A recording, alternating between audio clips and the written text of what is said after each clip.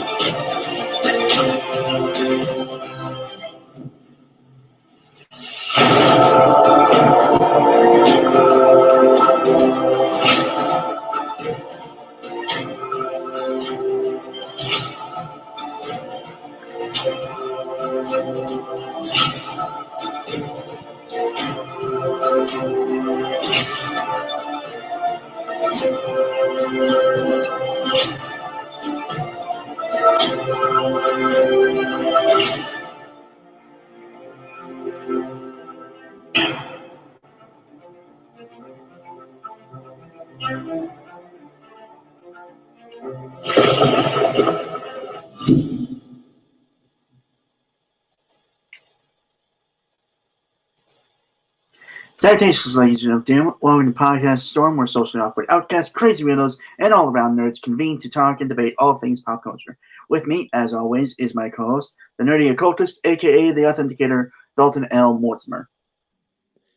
Hello, folks. We're back to something resembling a normal schedule, or at least what passes for normal around these parts. And don't worry, I am still working on the Halloween special. It's taking longer than I would have liked, but it should be done by like Thursday-ish, probably. And the primordial source of evil in comics, Corrupt, will hopefully be joining us soon. And I'm your host, last time will want to be the brainstormer of pop culture. How's everyone doing tonight? And welcome back to our regular scheduled programming of us looking at cringy articles and stuff for your entertainment. Yes. We torture ourselves so that you don't have to. Yep. I'll be honest, I kind of like the technically month off vacation we kind of had. Yeah, but even then there was honestly more Halloween related stupid than I had anticipated there being. And it's not as bad as the stuff we usually cover, so. No, there wasn't much moral tinge to it, except for the couple of times when they needed to stick social justice politics where it didn't belong, namely in my Halloween. Yeah. But yeah. At least until December, we'll be back to normal programming, and then we'll probably do something Christmas related for December because equal opportunity in regards to holidays. We'll probably do the 12 Days of Christmas thing leading up to Christmas. I mean, So for like the first week of December. Yeah. Well, we can discuss that when we come to it, I guess. Yeah. Well, some updates or some news, I guess. For one thing, my birthday is in nearly 2 weeks. Well, a little less than 2 weeks, but still.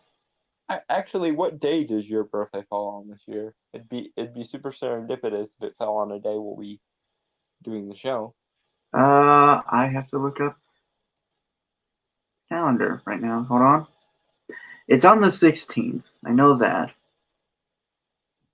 Well, yes, I would hope you would remember when your birthday was. Right, that would be kind of sad if you didn't.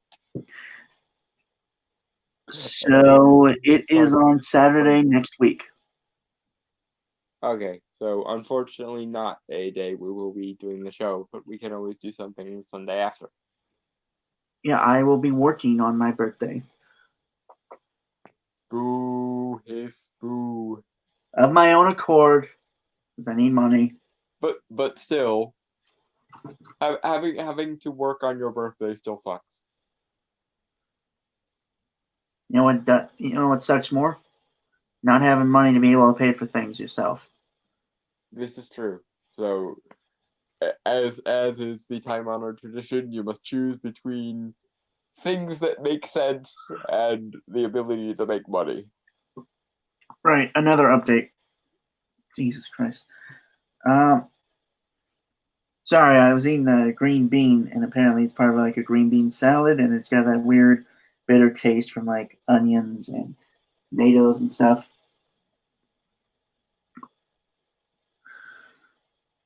Anyway, we will be reviewing because we took our break off before, well, our quote unquote break from everything else in October. And that's where Batwoman started, and Batwoman also comes on Sunday, which is probably on right now. As we speak, we will be reviewing the first 7 episodes on our other show Thursday, Offstage Soliloquy. So what we're saying is we're dying, and please send help, because we're going to subject ourselves to 7 episodes of Batwoman in the space of about a week. Because we don't make good decisions on this show. I'm gonna watch it all tomorrow. Oh God, no! I will Well, at least I will will at just least watch be the first 3. interspersing it throughout the week because I cannot. Well, I don't have that luxury though. This is true. You have job things to do. Yeah. It's a shame you can't bill your employer for the time you'll be spending watching Batwoman. Because then you could at least say you got paid for it. Well, they are starting to like me a lot more because I do work with a family member, and I busted his chops yesterday, and everyone started to love me for it. Yep, that's how you do the whole workplace camaraderie thing. Just bust the chops of whoever you can get away with busting the chops of, and then people realize that you are a functional human being who has a sense of humor and shit, and that tends to make people like you. Or at least that's what I'm told. It's never worked for me because people don't get my sense of humor, but fuck them. Mm-hmm. So, yeah, we'll be from until I believe fall break of Batwoman. We'll be reviewing. Or is it Christmas break? The mid-season finale, whenever that is, we will watch. We will. Yeah, and review and subject ourselves to reviewing Batwoman. Again, please keep us in mind when you are offering the prayers to whatever god you believe in, because Well, at least I'll be doing research for my rewrite of Batwoman. yes, What not to do. Yeah, which I laughed before the show when he told me he was already doing a rewrite of it, but then I realized it's Batwoman, and I can't really blame him for that. I just knew I was gonna do it anyway after I'd seen like an episode or something. Yeah, and it's better to plan for fixing the awful, so that way at least you can cling to the hope of I'm going to fix this, I'm going to fix this, I'm going to fix this, and I mean, your brain slowly. though granted, I'm adding a lot more to myself just on the fact that I also have the Captain Marvel rewrite. I have a Spider-Man video playing. The pitch for the 3rd Marvel movie when I thought Spider-Man was out of the MCU. Mm-hmm. And my Avengers Endgame rewrite. That will probably start coming out around December. I hope at some point you will get more subscribers for these, because subjecting yourself to rewriting both Captain Marvel and Batwoman should net you some kind of award, sir. You have a higher constitution for awful than I do. Oh no, it's just I like writing and I like to test myself with writing things. So, right, okay, so that's enough updates for ourselves. Unless Don has any updates that he hasn't already mentioned. No, like I said, probably around Thursday is when you should expect the Halloween special to be done. Again, it would have been done a few days ago, but I had a couple bad days, and the recording process is just taking longer than I thought. So there's that. After that, I should be, hopefully, if my sleep schedule holds up, resuming something resembling a more frequent upload schedule, especially now that I have my own theme song, which is just awesome. Having my own theme song and title sequence is one of those, yay, I'm beginning to look like a professional YouTuber milestones I never thought I'd actually get to. Yeah. But yeah, that's about it. I think that's enough stalling for us. So right, I forgot to mention a word from our sponsor. We have none. We are, for the better part of the next few months, probably going to be doing this pro bono, and eventually, hopefully, we will be brought to you by you when we hopefully get some kind of crowdfunding mechanism for this channel at some point. But that will probably be a while from now, because right now we only have like something like 20 subscribers, and actually I'm gonna check that. But yeah, so we have this, and I'm sure this has been bounced around throughout the internet, I believe. From the DailyMail.com, Melissa McCarthy and Octavia Spencer are ready to save the world on the set of their superhero movie Thunder Force by Glenn Garner from Daily Mail, published October 23rd. Okay, let me just get this obvious joke out of the way. The movie is called Thunder Force, and it features a plus size actress. And one of the kind of catchphrases or go to insults for someone who's plus sized is thunder thighs. I don't think that's a coincidence. I think Melissa McCarthy's probably also going to make that joke at some point. So I don't feel quite as much remorse in pointing out that connection and letting the internet do with that information whatever it's going to do, because of course. Actually, 2 plus-sized actors, though I don't really think they're plus size. It's just think they're big boned, I guess. Well, but point that only goes further to the joke. One of the go-to insults for a fat person is thunder thighs, and this movie is called Thunder Force, and it features 2 plus-size actors. So obvious joke is obvious, and we've noted it, and now we can move on. Yeah. Hopefully.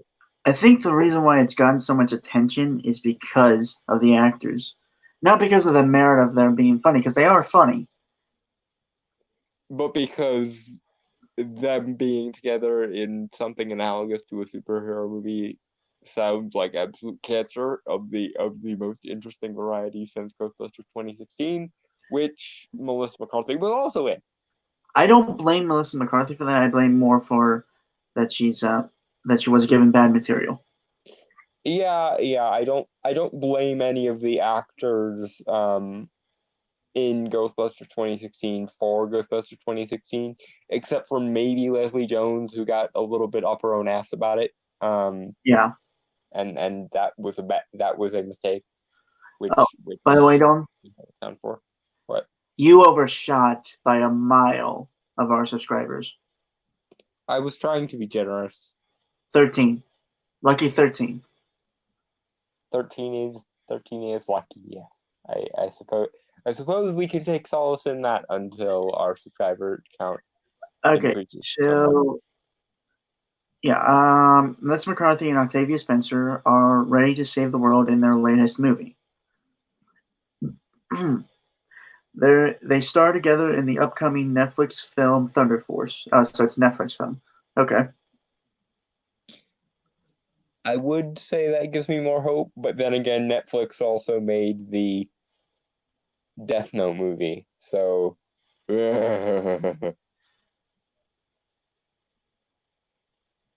which is currently in production. The duo was spotted Wednesday shooting scenes for the movie in the streets of Atlanta.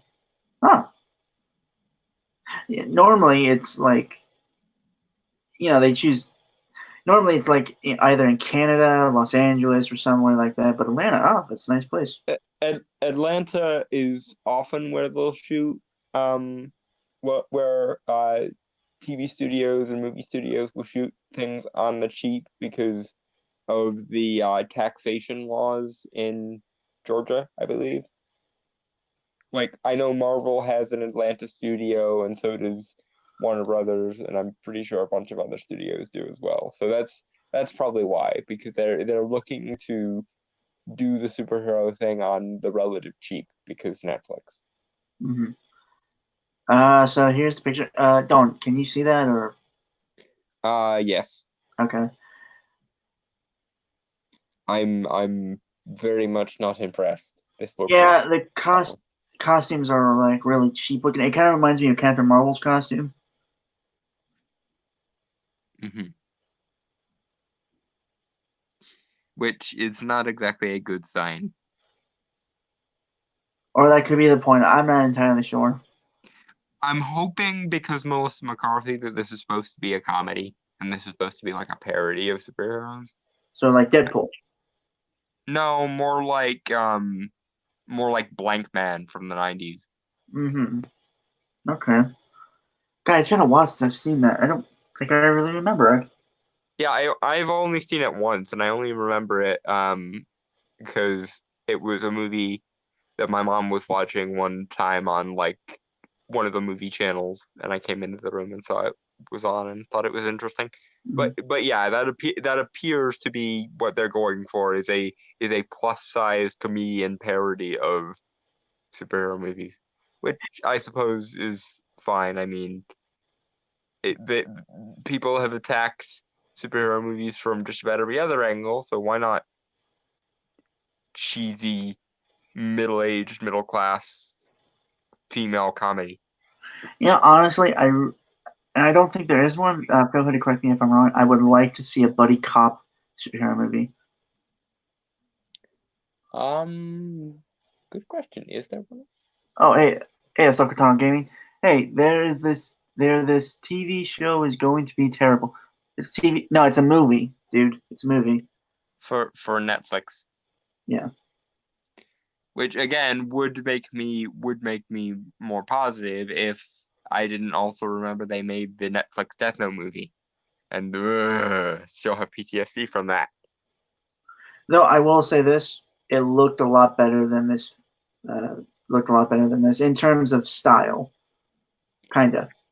I will say though that the behind the scenes shots for The Witcher originally didn't look very good at all, and the trailers for The Witcher have made it look at least somewhat better. So maybe just all the things will be done in post to this movie. Yeah. I just what would be funny is that they have terrible CGI, but that's the point. You know? Again, I hope to God they actually are planning on making this a comedy, because if they don't intend to make this comedy, what the fuck is Melissa McCarthy doing there? Honestly, I would like to see Melissa McCarthy stretch her acting muscles, not in comedy, but like in dramas and stuff. Obviously, not this because I don't think that's the point.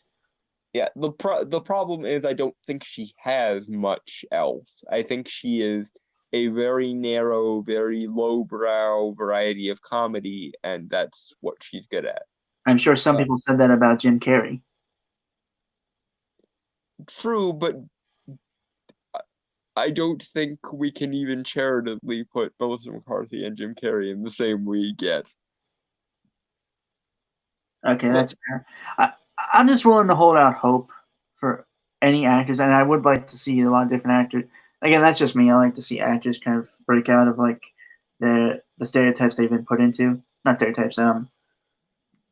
Typecasting. Yeah, typecasting. But this is the thing that I don't think a lot of people remember. Some people who get typecast do so because they like playing that certain type, because that one certain type suits them. As in they play basically what amounts to an extension of themselves in every role they play. Like Anthony Hopkins usually plays a hyper gentlemanly intellectual. because Anthony Hopkins is just really good at playing a hyper gentlemanly intellectual because he is a hyper gentlemanly intellectual, and Jim Carrey plays a lot of characters who are goofballs because Jim Carrey is good at playing a goofball because he is one, and so on. Right. Yeah, Okay. I don't think necessarily typecasting is a bad thing. I think if a person doesn't enjoy playing to their type, that can be a problem because whenever you make a person suffer while they're working, they give less good work. But if you typecast a person who enjoys playing to type, then that can be some of the best shit ever. Like Bruce Campbell will always play a befuddled but slightly badass character because that's just the role Bruce Campbell finds himself in, and so on. Mm-hmm. All right. So, hero pose. Melissa McCarthy and Octavia Spencer star together in the upcoming Netflix film Thunderbolts. Which okay, so it's I saw the caption. They play two ordinary women who suddenly develop superpowers, ushering them to a higher calling. I hope there's an actual like origin explanation of their powers, and it's not just, oh, I woke up with superpowers one day. Because I've I've seen people try to make that work before, and it did not work. And I could see this being a comedy trying to make that work. And even in a comedy, I want some kind of explanation for their powers, even if it's really, really stupid. Kind of like my superhero ex-girlfriend. Oh, goddamn. You read my mind, you son of a bitch. I was going to bring that up. Jinx, I guess. I didn't say it, though, so no jinx. Mental jinx, then, I guess. I guess I owe you a soda, then. Which I don't drink, so some I need a beer, then. At some point. Huh? I need a beer, then. First time with me. Yes, which will hopefully be after you are 21, because otherwise you shouldn't be drinking beer. Yeah, don't underage drink, kids. It's not cool. Please note that the person who was saying that to you was 19 years old and would have no way of knowing, but should still be listened to anyway. Right. Okay. So what's this? McCarthy and Spencer look fully prepped to take on some villains as they rocked their superhero costumes. Couple of things. Number one, no, they don't look prepared at all. They look extremely befuddled, is how they look. And two, I would not describe what they are doing in their pose as rocking anything. They're just walking. Rocking implies a certain amount of swagger that they are not demonstrating. So false. They're just walking. That's all they're doing. They don't even look particularly amused at the moment. So there's that. Right. Okay. So it's the ladies donned some black body armor, which featured their superhero emblems, which looked like the Nike symbol or a check mark. I'm hoping that will be explained in the movie, or that will be part of the joke. Mm-hmm. Superhero emblems on the chest. They sported it over some textured blue tights, which accentuated their gorgeous curvy figures. Okay, you, sir, are trying way too hard to be flattering to these people. I mean, they look fine. It's just I don't like the costumes just on the fact that it looks too samey to a lot of other costumes I've seen. But again, that could be the point. But again, that's just my own personal taste. I'm willing to, until I see the movie, chalk it up to that's the joke and call it good. But the person who's writing this really wants positive accolades to be tied to these people, and they're not sticking, sir. Glenn. Yeah, Glenn, my darling. Just stop. Where at the point where you are having to directly deny reality to make a compliment to somebody, you reveal that you are trying way too fucking hard.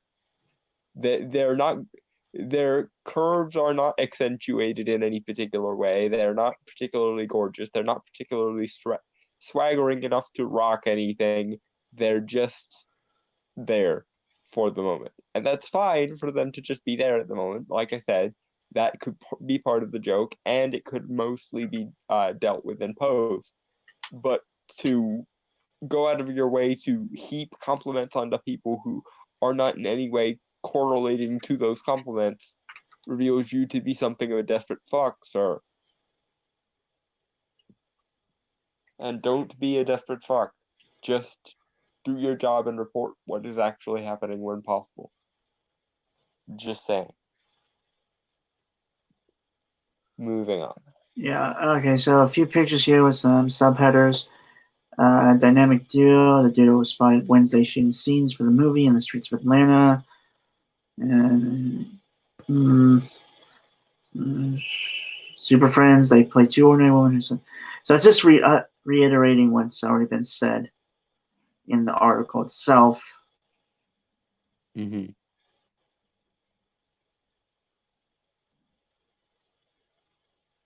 Okay, here we go. Wait a minute, what? Oh, there's there's a video here of like behind the scenes stuff.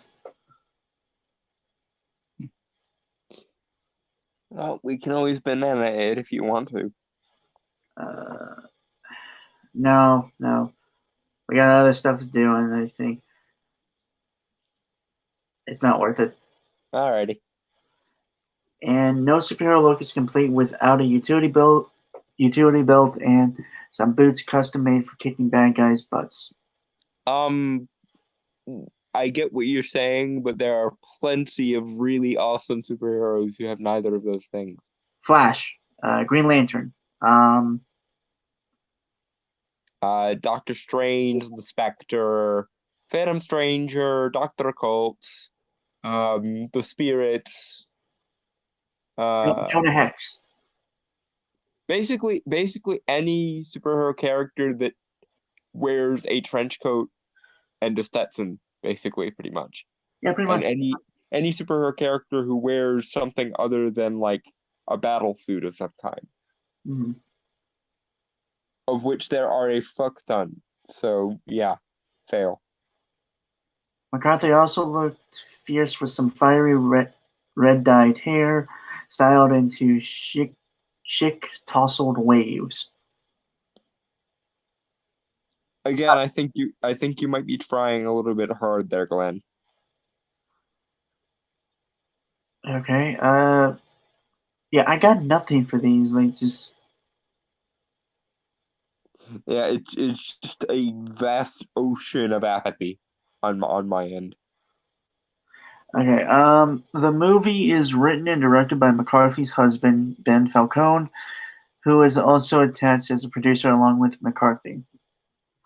Okay, someone want to tell me anything else that he's done so I can gauge whether that's good, bad, or indifferent? I'm looking.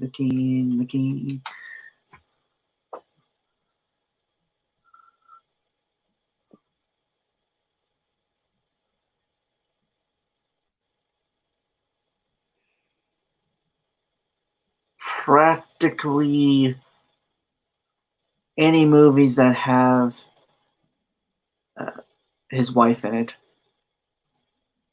Oh, it's one of those situations of don't worry, honey, I'll put you in my movies. Wait, Life of the Party, Tammy, The Boss, Bridesmaids, The Happy Time Murders, Can You Ever Forgive Me, The Heat, Identity Thief, Super Intelligence, Spy. I actually liked Spy.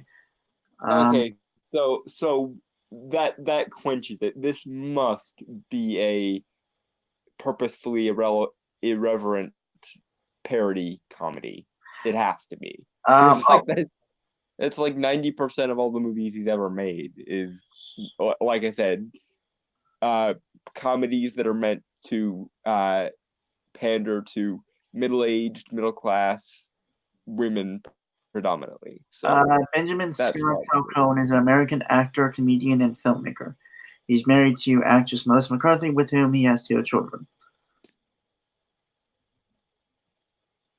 Okay, so at the very least, our look into his filmography does clench that this is probably going to be a superhero parody in the vein of like Blank Man or my superhero or my superhero Super X ex-girlfriend. There we go. I couldn't Jinx. say words for a second.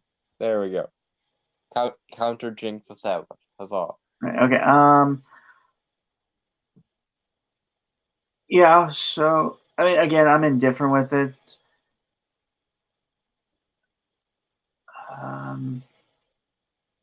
Yeah. Yeah. I got nothing. My only request is that this not be too much of a bitter superhero parody, because the thing I've noticed is either superhero movies that try to parody other superhero movies either become part of their genre or they get so bitter that it's basically just people whining about superhero movies existing for 200 minutes. If anyone, okay, so and I'm doing a little plugging. I had sent you this and talked about it like once or twice. Well, no, I talked about it on a soliloquy a while back. DC Abridged Universe, right? Like, it's a web series stuff on YouTube. Really good. Yeah. Check them out. And it has this interesting thing of like the superhero dynamics of the world, where essentially supervillainy is kind of technically, it's essentially takes inspiration from like the Venture Bros, and where like the supervillainy, it's more of like a job than anything. I mean, like there isn't like a union or anything, but the it's a lot of interesting aspects, and I think mainly if you're going to do a movie that calls out like superhero tropes and stuff, don't do it in a bitter way. Do it in more of everyone knows this stuff. They play along with it, but they know the tropes and stuff. Essentially, like how Peter B. Parker was in Spider-Verse, Or kind of how Hancock handled its universe. Yeah. That was a really good movie, actually. Hancock. Yeah, I wish it. I mean, like, I'm fine it didn't get a sequel because I think it had a pretty good end to it. But it would have been an interesting series anyway. Yeah. It also stars Palm. Hold on, I gotta look up that name. Palm, which is Mantis from Guardians fame. it's who's no stranger to the superhero gig, having also starred in Guardians of the Galaxy.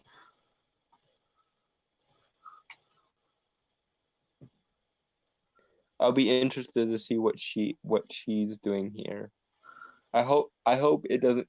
I really hope this is just good-natured joshing instead of bitter satirization, like Rick and Morty did in that one episode, which is probably the worst episode of Rick and Morty.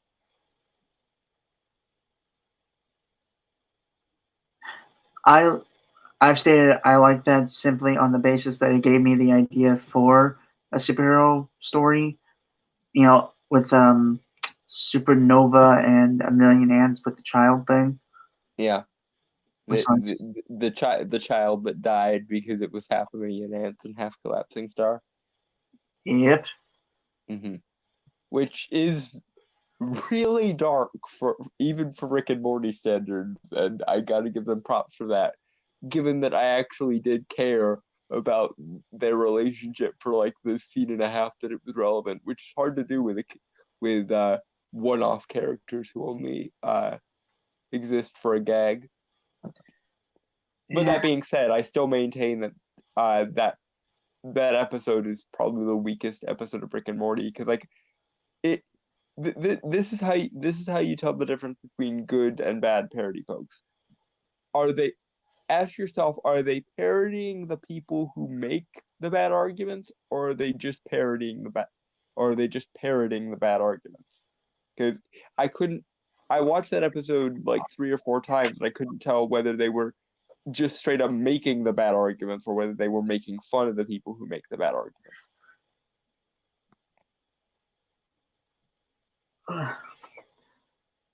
And even Dan Harmon acknowledges that that's probably the weakest episode of Rick and Morty, which, given that he actually worked for Marvel, doesn't surprise me.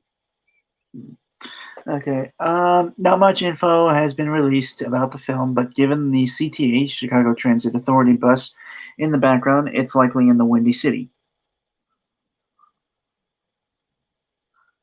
Huh. Yeah.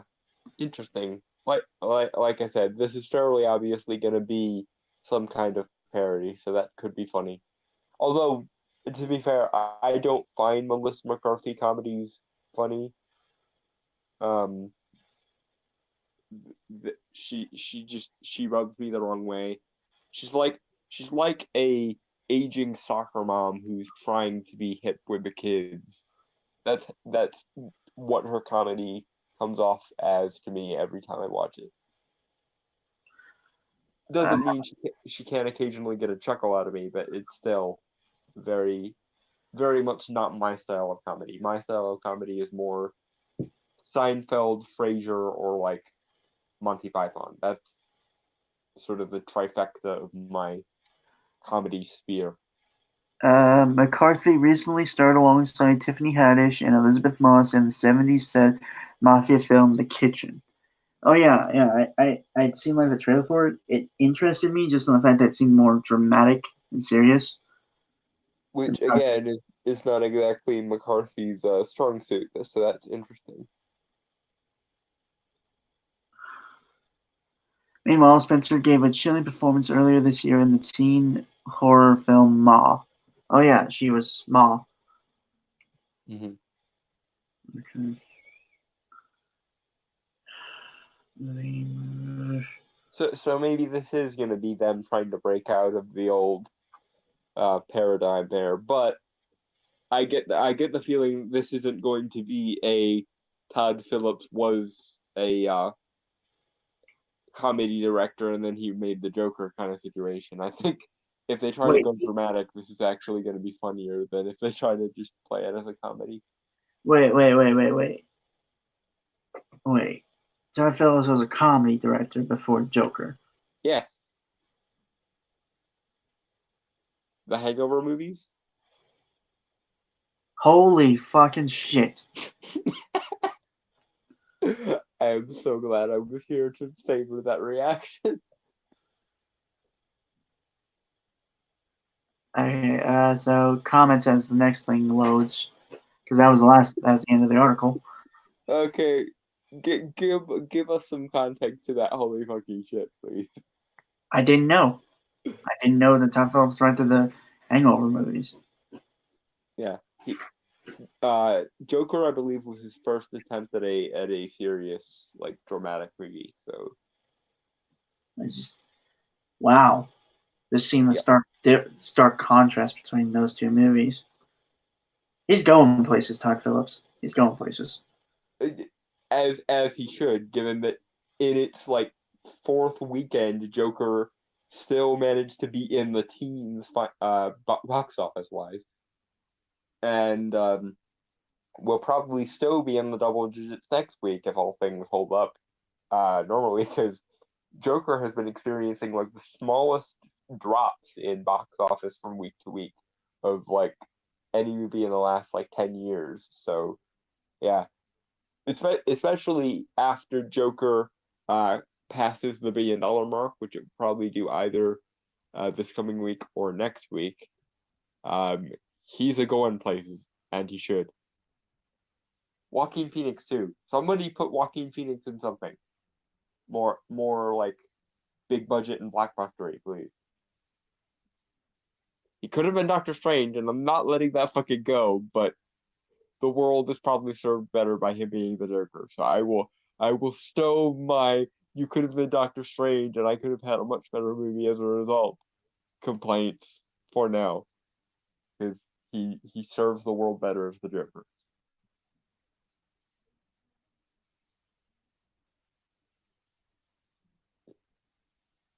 And I'm judging by the awkward silence that he is judging me quietly for bringing up once again that Joaquin could have been Doctor Strange.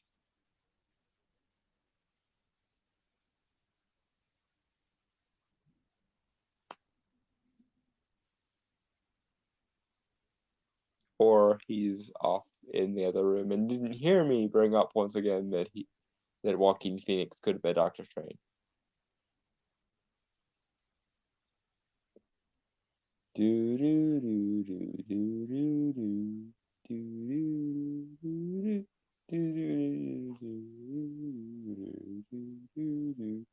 do do do do do.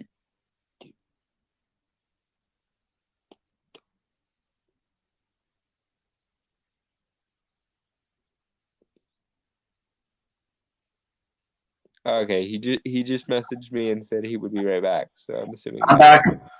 Okay, huzzah! I was gone for like 5 minutes, and you just saw that. Well, I was talking for most of it because I Oh no, I could hear you. I was just like in the other room. Okay. Yeah, I brought up once again that Joaquin probably could have been Doctor Strange, but I stowed my objections for the time being because him being the Joker serves the world better and the medium of comic book movies better. So Okay, at least you stopped yourself, because I was gonna say you're gonna have to let that go at some point, dude. never, but I will be quiet about it. I will be resentful in the privacy of my own thoughts. So we have the next one, which is something Dolan sent me. Relating kind of to the Joker in a way, with Martin Scorsese says Marvel movies are not cinema. Jesus Christ. I guess I'm getting cookies with this bullshit. Alright. Yeah, it's another one of those person who really, really should know better said a stupid thing about the current thing that's saving Hollywood because they don't understand it / it's not in their artistic paradigm. This is written by, I believe, Catherine Shord. Okay. Noted, although I hope that the stupidity in this article is going to be mostly confined to what Scorsese says. Right. So the director says he has tried and failed to watch the new brand of superhero films, which he likens to theme parks. Okay, just to get my thoughts out there before you do them. I do agree with him in a way that it's just more more recently than, like, say 5 or so years ago, that a lot of the and he is specifically saying Marvel movies. So he's not attacking the comic book or superhero genre as a whole, but Marvel itself.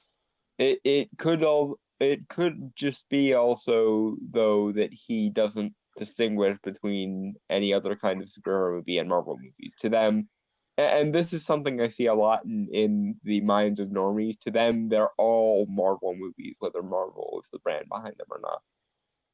So, and to those idiots, I say, go fuck yourselves. Do some fucking research, you fucking morons. Yes, most definitely that. But just pointing out that possibility because the old guard are very, very dense sometimes when it comes to. I'm just saying, like, I'm willing to give them the benefit of the doubt.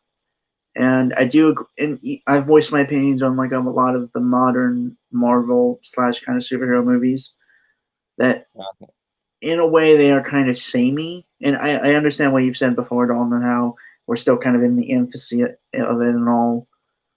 Yeah, I get that it's taking a long time for this new genre to come into its full-fledged own, but so did it. also took a long time for the Western to come into its full-fledged own. It just so happens that happened at the beginning of film as a medium, so we all grew up in a time where the Western was just a fixture that exists.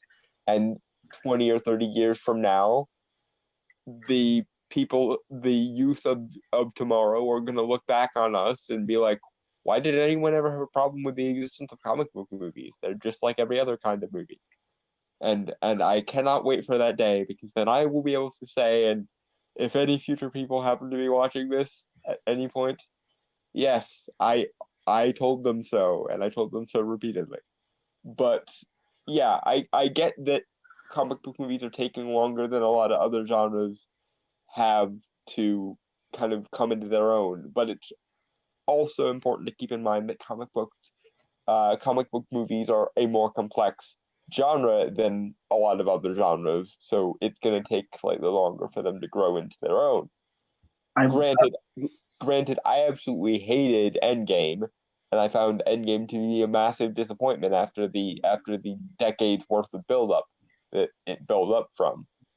But that's mostly, I think, a result of Marvel getting lazy, and hopefully Joker's massive success will be the kick up the ass that Marvel needs to remember why they started making movies in the first place.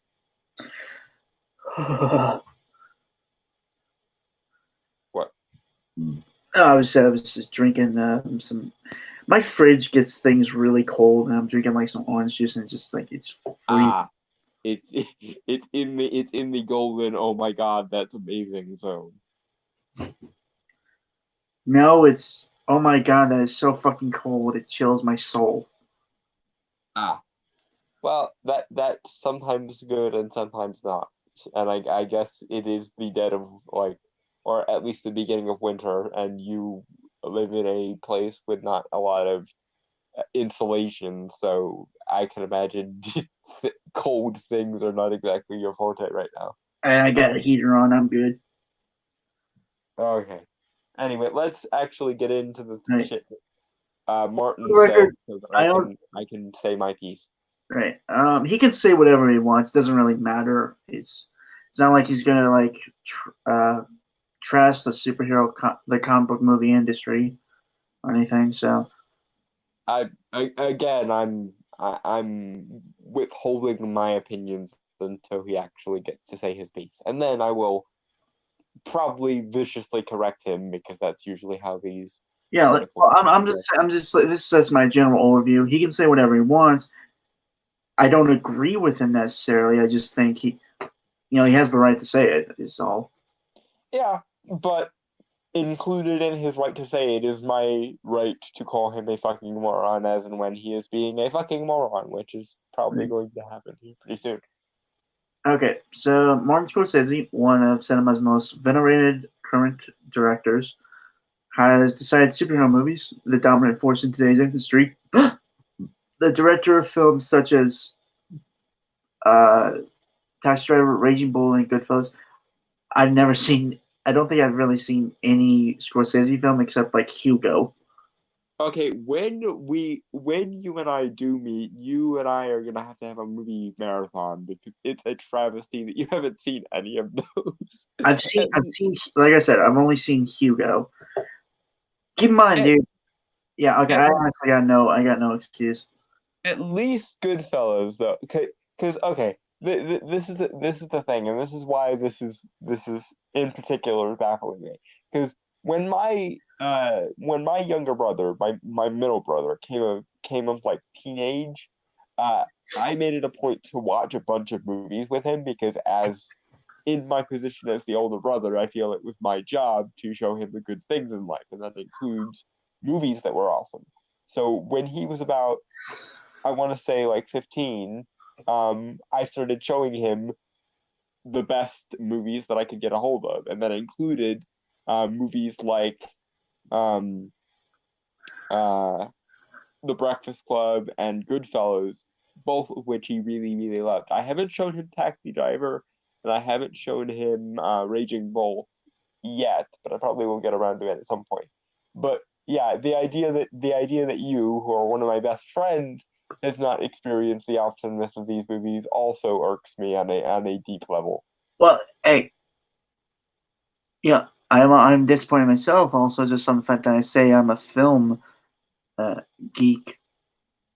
Yeah, that's the other thing. Like you spout off filmmaking lingo like a film professor, and To be fair, I am more of a film geek in terms of the technical side. true, but even that being the case, not seeing like part of being a good film director is being a good film critic first. Like for example, um, Todd Phillips directly said that he wanted essentially to make a movie in the style of Martin Scorsese when he made Joker, and obviously he binged all of Martin Scorsese's work a bunch of times because he was able to absorb the stylistic variances well enough to make Joker, and Joker was freaking awesome. So yeah, part of being a good film director is also being a good film consumer. Right? So I get it. I'm disappointed in myself. No need for the. I'm yeah, sorry. I think the word's starting to get to me. yeah, yeah. Silent shaming to be indulged in later, but Okay. moving on. Told Empire magazine that his attempts to get up to speed with contemporary superhero films have failed. I tried, the director said when asked if he had seen Marvel's movies, but that's not cinema. He continued, honestly, the closest I can think of them, as well made as they are, with actors doing the best they can under the circumstances, is theme parks. It isn't the cinema of human beings trying to convey emotional, psychological experiences to another human being. Okay, Martin, you, my friend, need to get the fuck over yourself and your profession. I'm sorry to be this blunt, but lest we forget that the initial movies were literal circus attractions. As in, the person who invented the film camera made it as a circus attraction. And for probably a good 10 to 20 years between about 1890 and 1920, the place you went to see a movie was literally a circus tent. So take your this is just a theme park attraction criticism and shove it directly up your ass where the sun does not shine because you have gotten too high on your own supply, as it were, sir. I appreciate your attempts to make high art out of film, but you don't get to determine what is and is not film just because film have ha, your style of film has a greater artistic content to it. And need I remind everyone, once again, the comic book movie genre is still in its infancy, and we're still managing to see movies like Logan, Deadpool, and Joker slowly but surely inching the artistic value of the medium up and up and up. And that's not even taking into account the things like the Unbreakable trilogy and so on and so forth. So again, film started as a literal circus attraction. So you can take your elitist artistic attitude and shove it up your ass. Plus,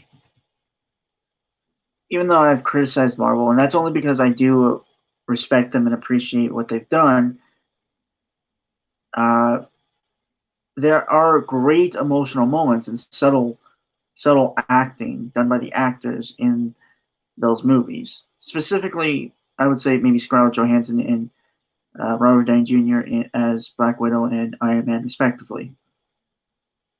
One of the greatest emotional scenes in the MCU is between ScarJo and Cap in the Winter Soldier when he essentially has to give her a pep talk because she's being all moody and shit, and they have a friendship building moment as a result. But this isn't your style of movie, Mr. Scorsese, so you can't see the value in a kind of art that's different from your kind of art, it appears. Right, Or right. at Again, the like very he is allowed not to like it. It's just more on the fact that he thinks it does not have value is the problem. yeah, it's the part where he declares himself the arbiter of what is and is not cinema, as though that's a prestige category and not just a kind of visual art. Like this is the issue I have with appeals to authority. Authority means exactly jack shit if it's not tied to anything logical. And this kind of moralistic prognostication is exactly the bullshit I'm talking about here. When you take a baseline word like film or media and you turn it into something that needs to meet other criteria in order to count, you are not being literal with your language. And when you're not being literal with your language, you essentially prop up and down the differences you want to see in something with nothing but pure emotionally driven subjectivity. And that is objectively horseshit. Nobody cares about your subjectivity.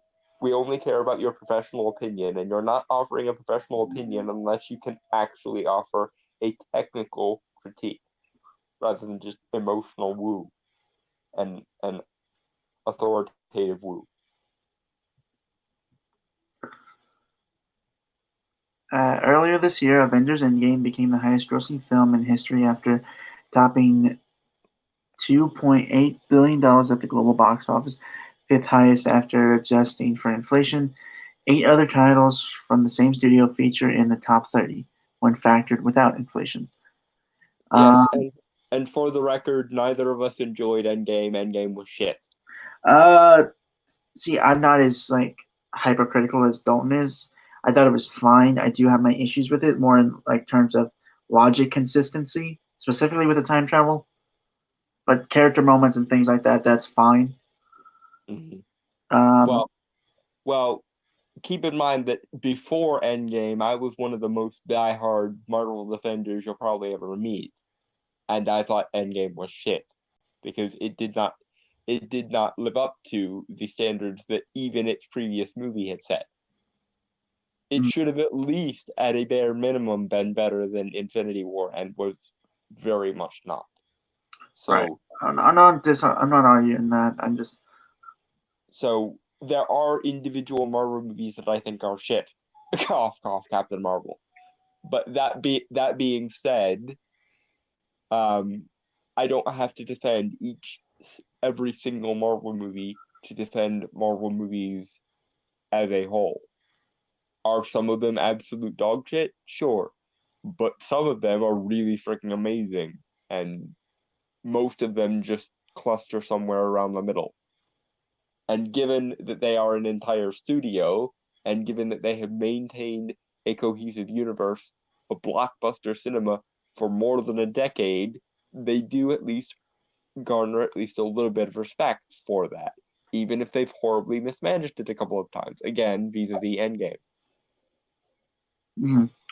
So Marvel head Kevin Feige had last year defended his films against the kind of criticism leveled by Scorsese, saying that the series' lack of major awards was no indication of a lack of quality or ambition.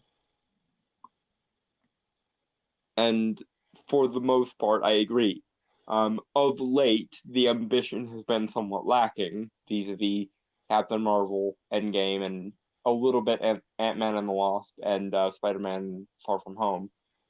But again, I think that's mostly just a result of everyone kind of becoming too comfortable on their laurels, and hopefully movies like Joker will be the swift kick up the ass that Marvel needs to remember why they started making movies in the first place. Side note: everyone see Joker; it's amazing. If you haven't already, and even if you have already, see it again. There's no harm in it. We live in a society. We do indeed, and as much as I enjoyed the prominence of that meme as a result of Joker, lest we forget that George Costanza said it first. We live in a society that's absolutely fucking boring most of the time. Most of the time, and what makes it not boring is movies like Joker and shows like Seinfeld. So encourage these things. The soup Nazi. No soup for you.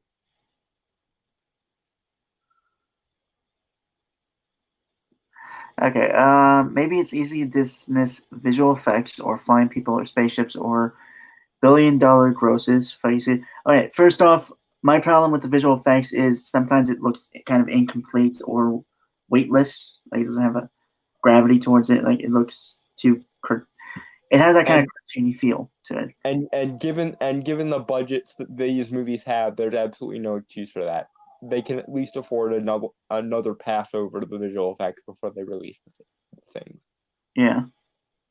When movies like Alita Battle Angel can do it, there's absolutely no reason that the highest grossing franchise in film history at this point can't do it.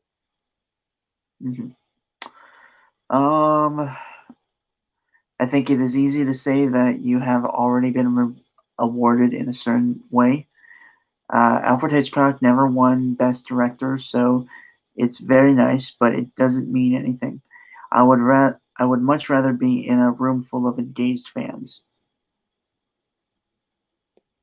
And this, for the record, is why I enjoy Kevin Feige and why he, as far as I'm concerned, is the best part of the MCU.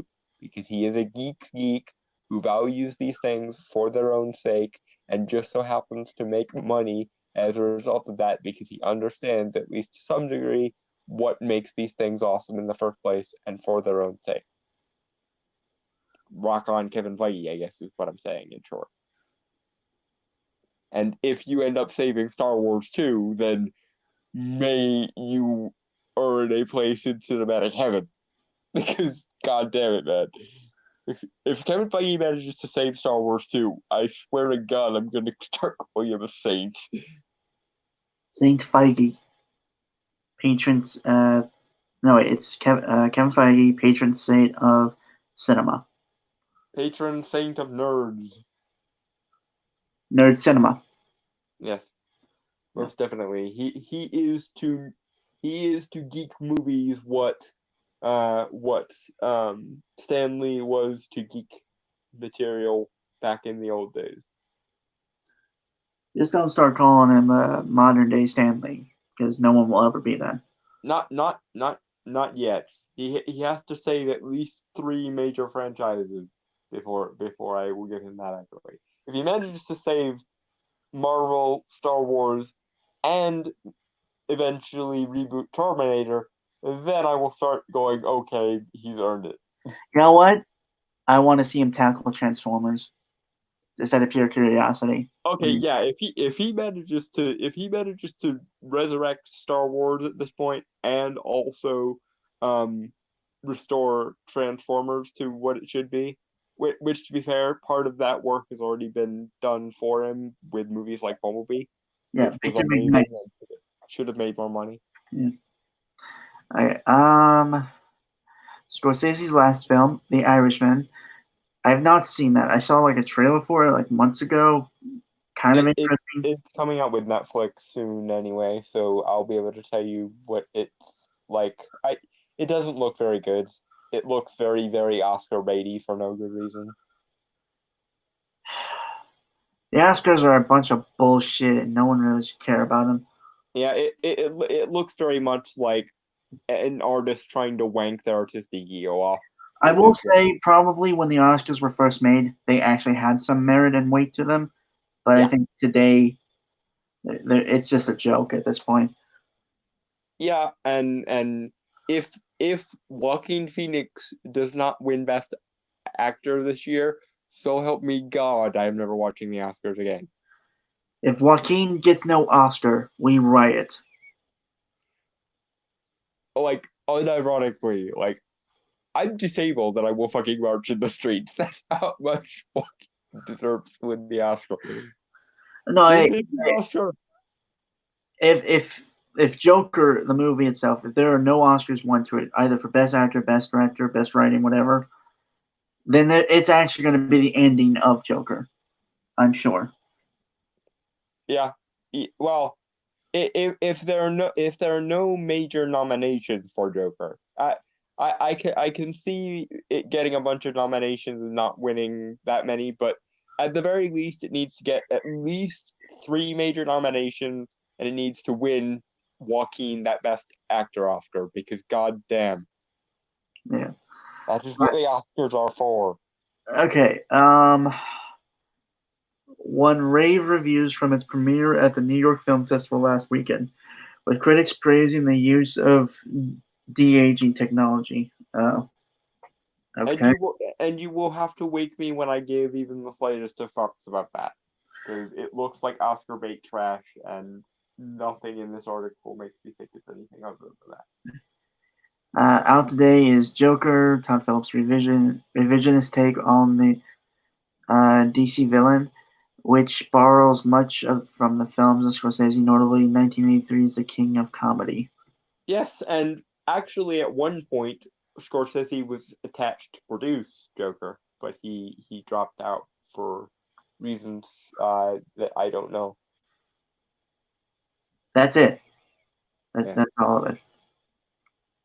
What the hell? Yeah, Martin, you can fuck yourself. And from what I know of what Francis Ford Coppola said, he can also go fuck himself. And I have a particularly ironic bone to pick with, because he actually knows the history of cinema, given that he referenced it in his version of Dracula.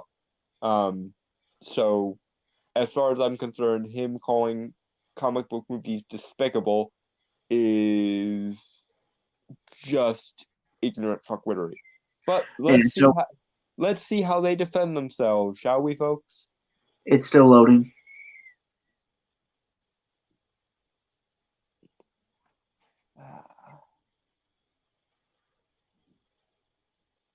But yeah, like I said, he is allowed to say what he wants. It's more, I don't.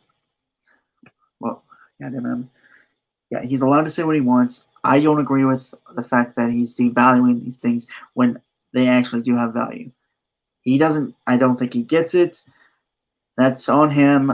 That's pretty much the end of it for me with Martin. Again, the most major part of my criticism for him is, once again, the kind of hypocrisy of it, because he made his career on 2 things: mafia movies and character studies. And what's his reaction to comic book movies? To dump on them ridiculously. Like, especially given that comic books have their roots in like mafia stories and pulp novels. It's really, really hypocritical for a man who's made his career off of mafia movies and character studies to crap all over comic books. Okay. It's another case of, this is how I made my fortune, but I'm slightly guilty of it, so I'm gonna dump on the new version of it to seem like I'm with it. Okay. Francis Ford Coppola clarifies Marvel movie criticisms by Mike Jones, I believe. Yeah, Mike Jones for Screen Rant. And for the record, his initial comments were basically, Martin didn't go far enough, and in fact, comic book movies are kind of despicable, is what he said. So, hey, I gotta be honest. Don, can you just call Martin Scorsese? Just on the I have a fan member who's Martin, who's like a big fan of comic book movies and stuff, and it's confusing the hell out of me. Okay, sorry. Yeah, Scorsese apparently didn't go far enough for Francis Ford Coppola, and he straight up called them despicable. So I will be curious how he backpedals at the fucking speed of light from that, because it's very hard to come back from the word despicable unless you're Daffy Duck. Okay. Francis Ford Coppola has clarified his recent Marvel movie criticism, which kicked off major blowback from superhero movie fans. You In call them despicable, Francis. That's them fighting words if ever there was fighting words. imagine if people, because what kind of movies does he make? I honestly don't know that guy. Francis Ford Coppola. Let's see. Like dramas and basically similar to what Martin Scorsese makes, like mafia movies, art house dramas, and of course that one, the probably the best iteration of Dracula. Let's be fair, his version of Dracula kicks all kinds of ass, but it What also the fuck? Hmm? Oh no, I'm looking something up. What the fuck? No freaking way. Nick Cage is his nephew. Yes. Nick Cage was born Nick Coppola, and he changed his name so that he wouldn't always be given things because he was the nephew of a famous director. Well, more respect to Nick Cage. Yeah, I will always have a fuck ton of respect for Nick Cage over that. He may be insane, but he is a respectable man. He is also a very good kind of insane most of the time because Nick Cage going full Nick Cage will never cease to be entertaining. I will be completely honest. I like Ghost Rider: Spirit of Vengeance, the second movie, based on Nick Cage's performance most of the time. See, Also, I don't think his performance saved Spirit of Vengeance. I do like the first one though. The first one is hilarious. And though kind of I think it's mostly with like one scene I like a lot from Spirit of Vengeance. the scraping up the door scene. No, Which, it's actually not. It's not even. It's not even really about Nick Cage. It's more the Angel Zeratos scene. You know, the wine cellar scene. oh, okay, that one.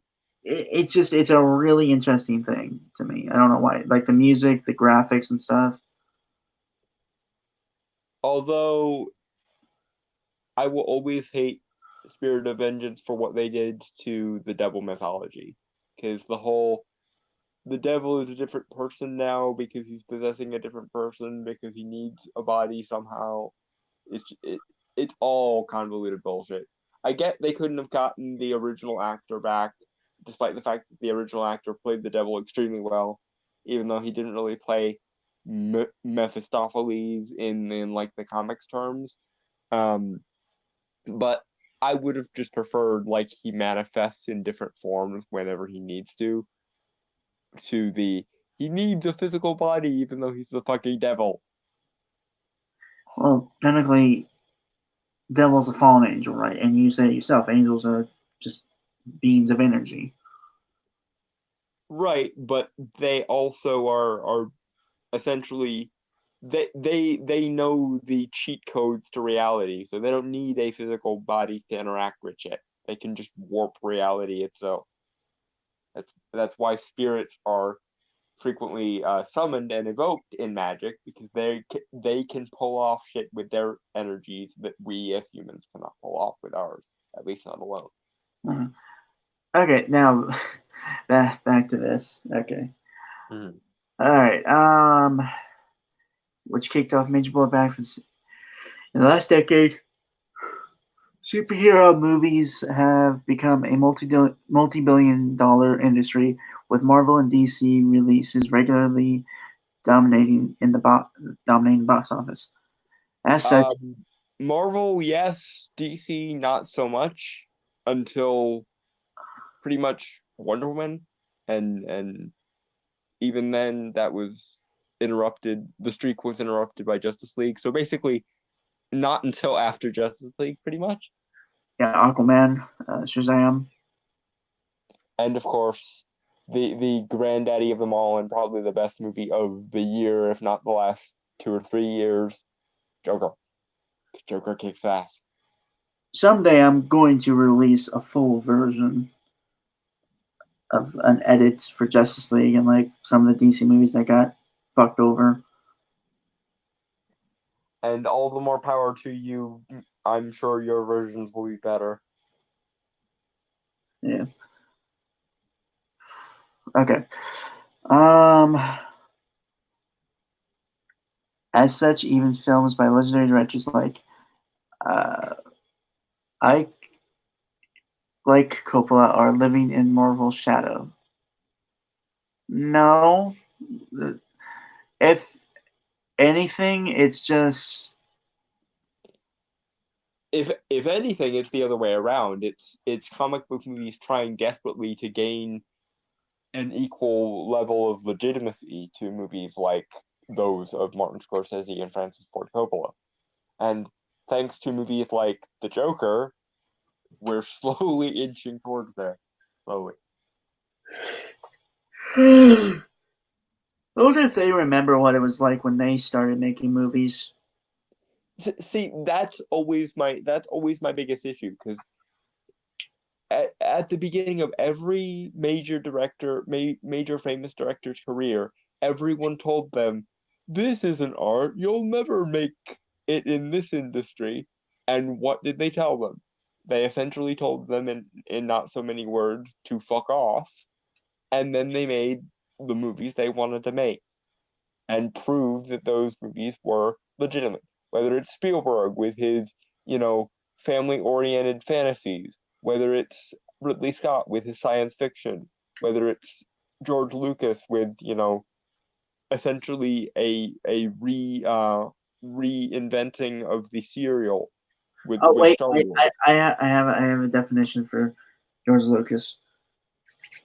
Well, specifically related to Star Wars, the samurai western sci-fi fantasy action.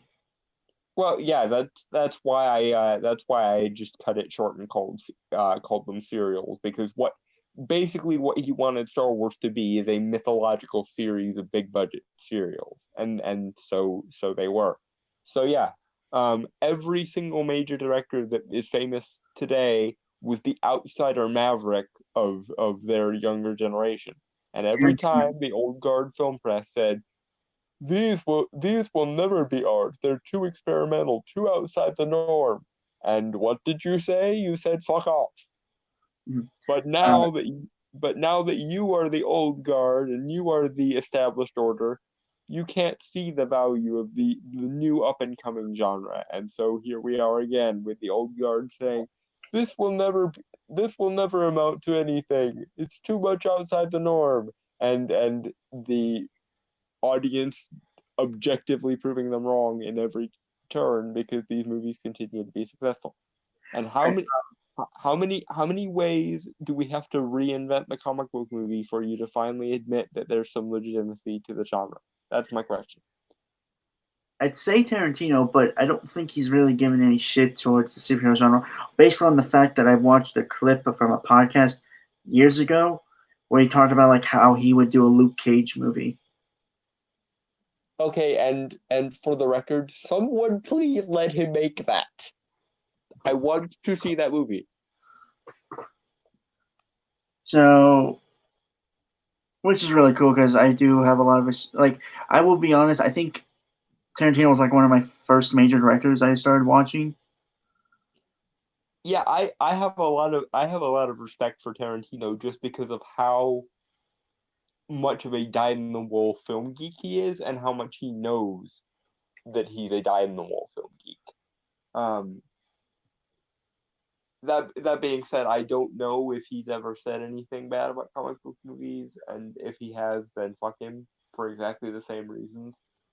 But it seems like he possesses the self-awareness to know that comic book movies are just the new paradigm.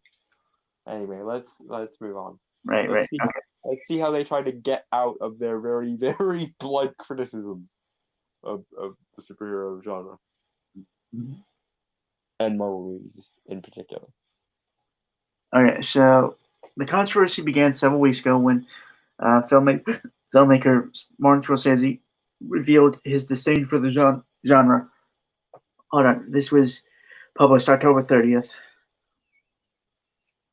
Yeah, for the record, folks, we're just kind of playing catch up for things we missed on October. Yeah, because we wanted all our stories to be Halloween themed for October, and we managed it. But a month still happened, so there was news. Oh wait, I forgot. October will now be referred to as Bootober. Until I can convince Brainstormer to come up with a better name. Well, there was a term October, but that's taken by another YouTuber. I will I will be working relentlessly for the next year, I guess, to come up with a better name for that. Or Yeah. October works better. I'll change it after the stream. Okay, so stating that Marvel movies weren't cinema, these comments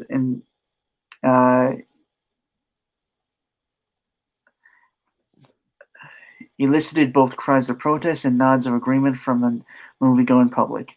As was to be expected, a number of comic book movie actors and directors came forward to defend the genre against Scorsese's claims, which then led to other venerated filmmakers such as Coppola and Ken Loach speaking up in support of Scorsese. Ken Loach. Why does the name sound familiar? I've never heard of him. I'm like, it's sounding familiar to me too, but I don't know where I've heard his name from. I know Scorsese and Coppola. They are veritable household names, but I don't know Ken Loach off the top of my head. Okay, so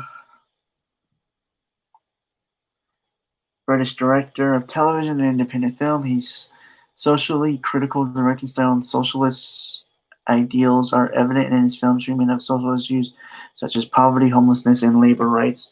Movies include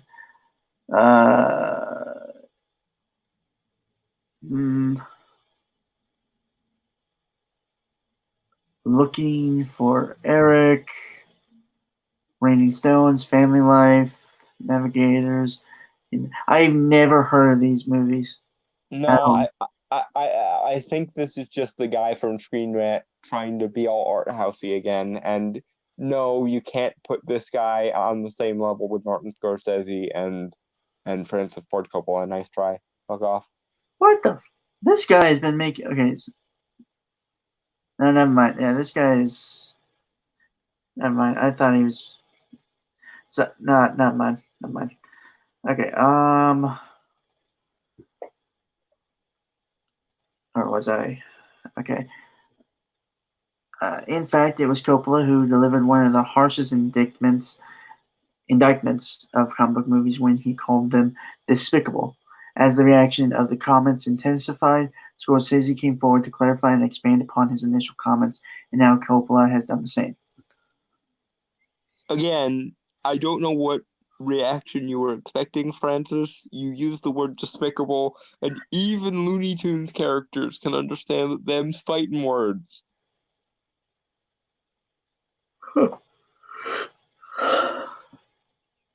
In the immortal words of Bugs Bunny, of course you realize this means war.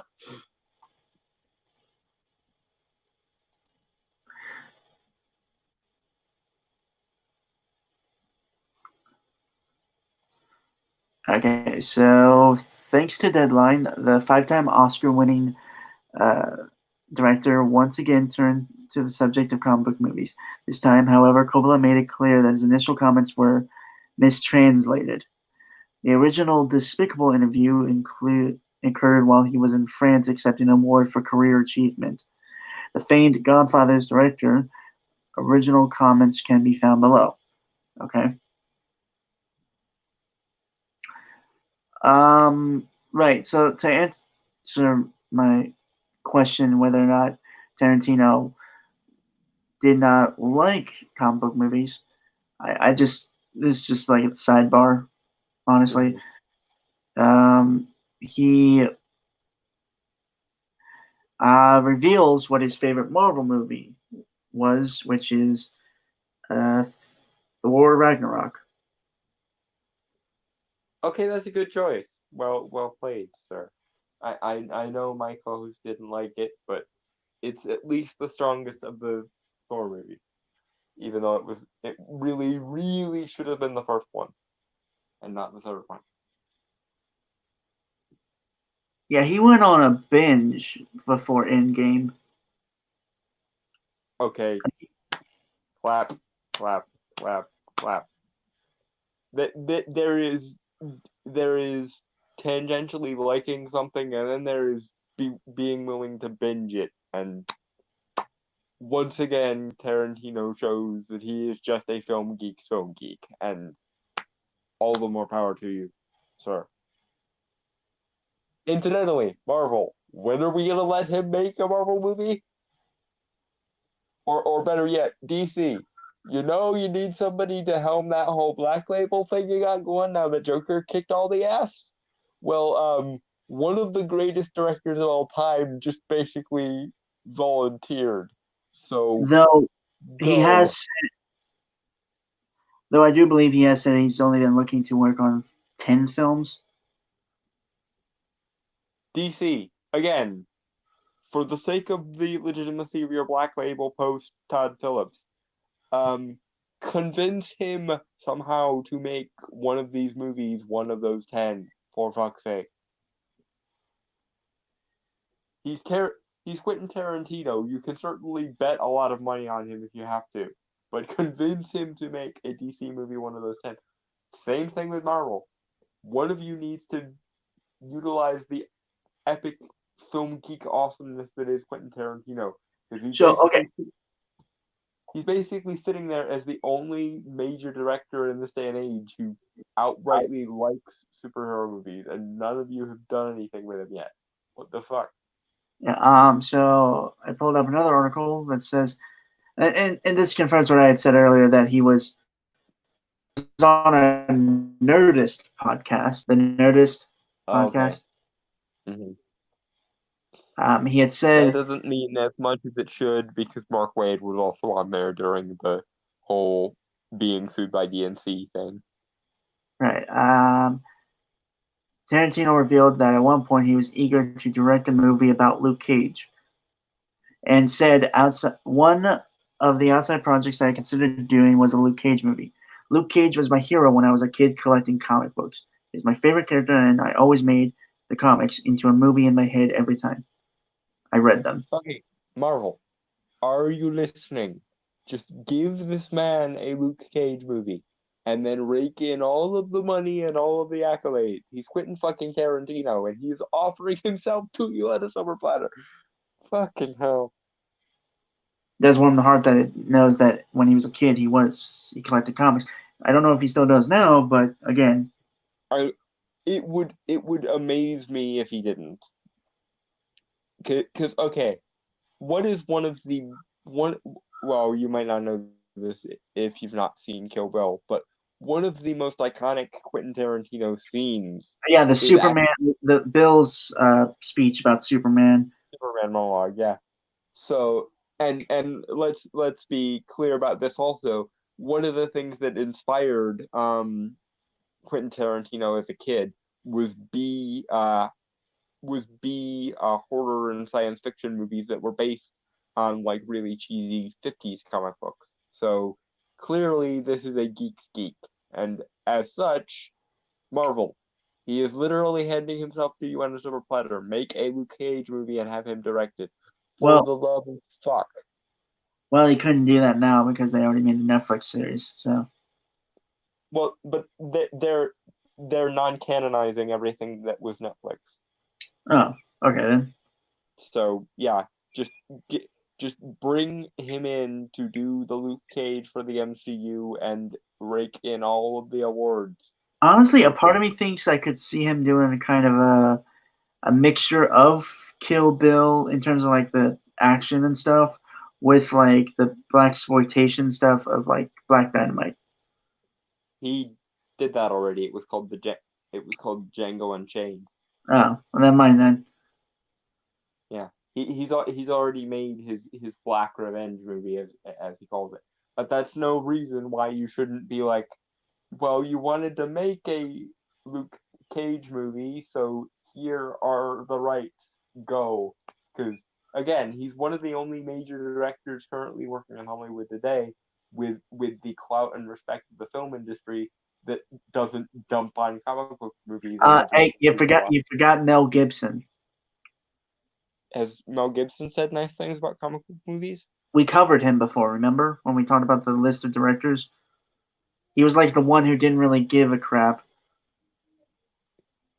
Like, out of all of them, he was the one that made the most sense. You don't remember that? Right, but he still dumped on them. So Did he? I don't remember. kind of. He basically said he didn't get comic book movies. Ah, okay, but So yeah, and I'm not talking about directors that are just apathetic toward comic movies. I'm talking about directors that actively endorse them, and it seems like Tarantino is the kind that actively endorses them, and he's Quentin fucking Tarantino, so you know you're gonna get a good movie out of it, especially if it's a character that I don't know, has idolized since he was a little kid. Cough, cough, Luke Cage movie, cough. yeah.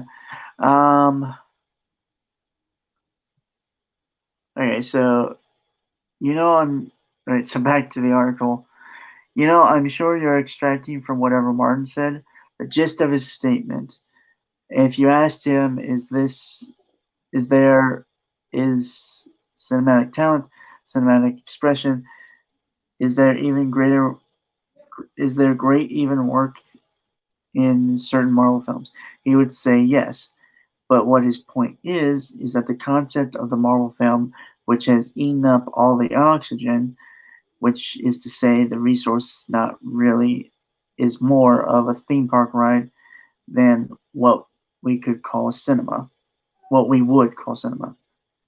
Okay, and to this I must say, Francis, that thing I just said to Mark about 5 minutes ago about cinema literally being a sideshow attraction in its infancy, you directly know that, sir, because you referenced it in your Dracula movie.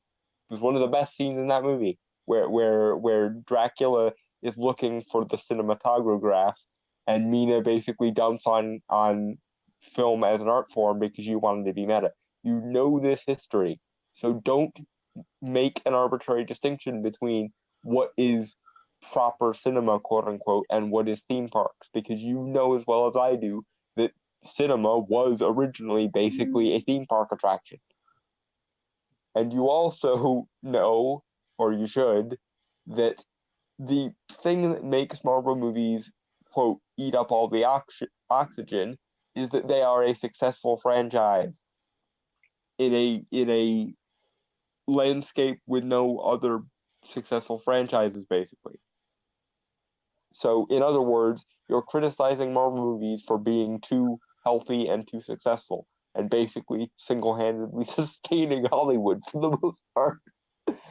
You're looking your gift horse in the mouth, and you're essentially beating that horse to death because you don't like that horse for whatever reason, even though it's saving your life.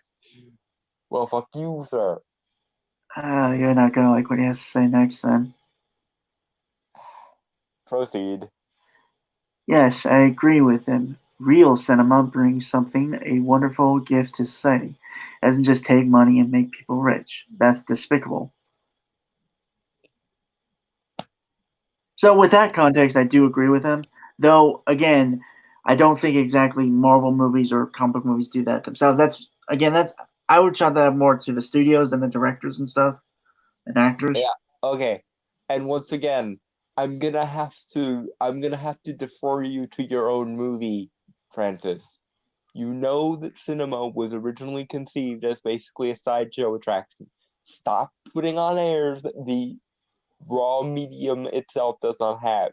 I know you love art in the same way that I do, but your blinders are definitely on, sir. So much so that you can forget a basic fact of film history that you yourself referenced in one of your best movies. Fuck you, sir. Fuck you and your lack of logic and hypocrisy. Didn't we cover his film once with Renegade Cut? We did, yes. Yeah. Pause for translation. So Martin was kind when he said it's not cinema. He didn't say it's despicable, which I just said it is. And again, you should not then be surprised by the shitstorm that you brought upon yourself as a result of this. The word despicable has been fighting words at least since Looney Tunes. And You may be old, sir, but you are not older than Looney Tunes. Yeah. Despite having directed what is arguably the greatest franchise of all time with his Godfather films, Coppola went on to say that he doesn't actually like franchises. This opinion falls in line with his belief that cinema must involve artistic risk to be great, and that a franchise is simply a formulaic piece of work designed to gross huge sums of money with recycled characters and plots. And again, blow it out your ass because you're ignoring film history trivia that you yourself referenced. Piss off.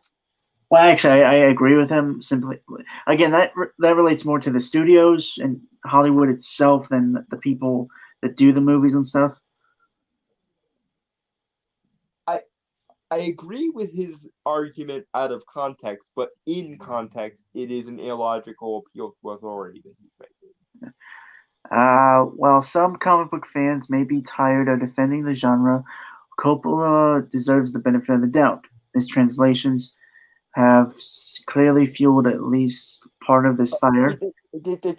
But okay, even the full translation that we just read, he called them despicable. It's not like it's not like he didn't say the things we were saying he said. It's just it's in a slightly different context. And while that slightly different context does give him at least some leeway, he still used the D word. He still broke out the despicability bomb. So he deserves all the shit he gets.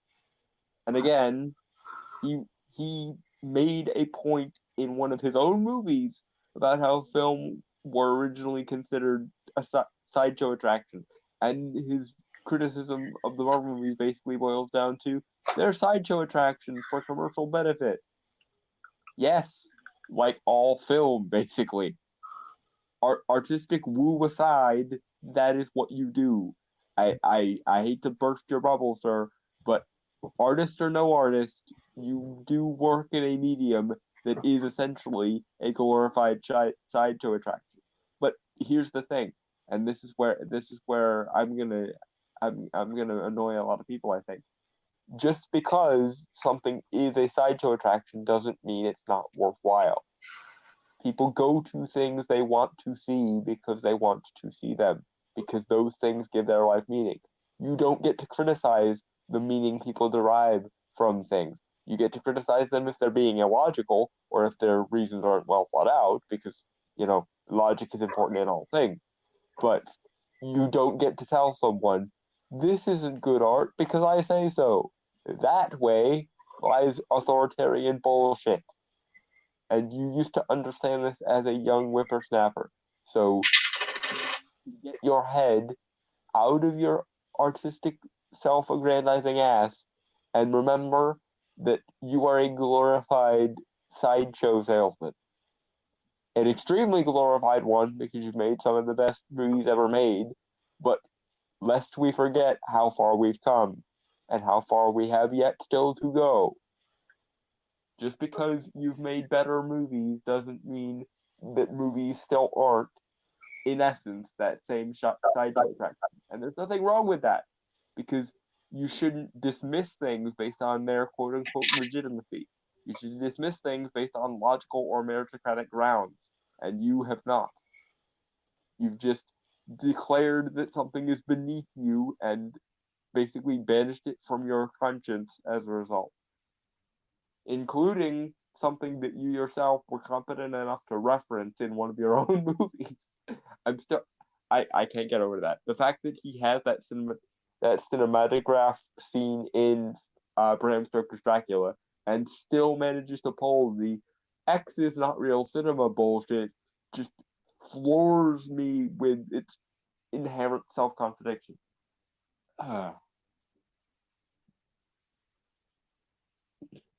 Moving on.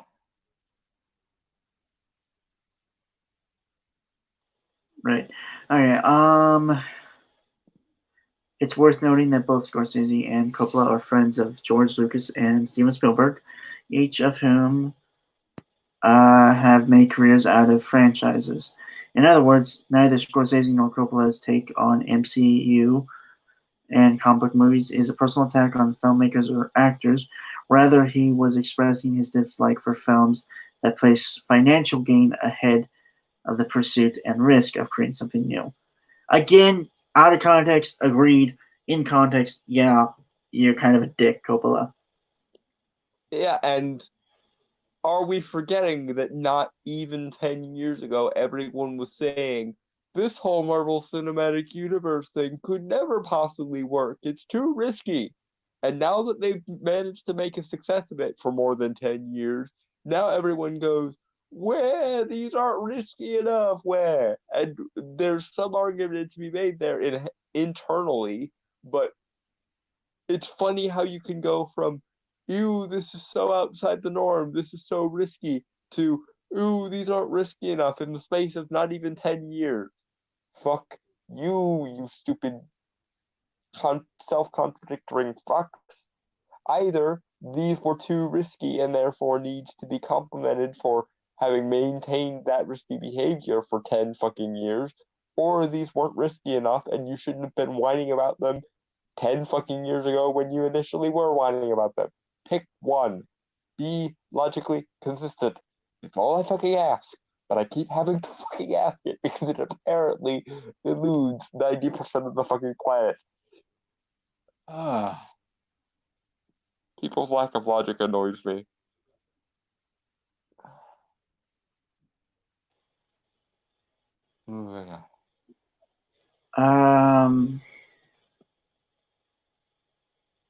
It is still loading, but I also have to disappear for a moment. So I will leave you with this. Hey. And also this. And if it ever fucking loads.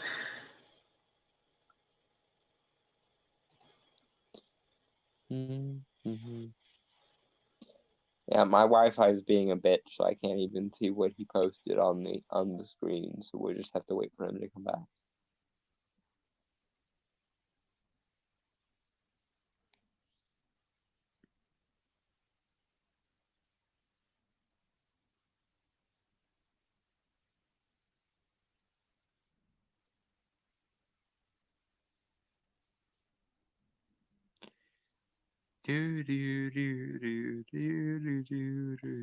Sorry. So I posted a sign that says we'll be right back, and also I'm going to give you some music to listen to while I'm away.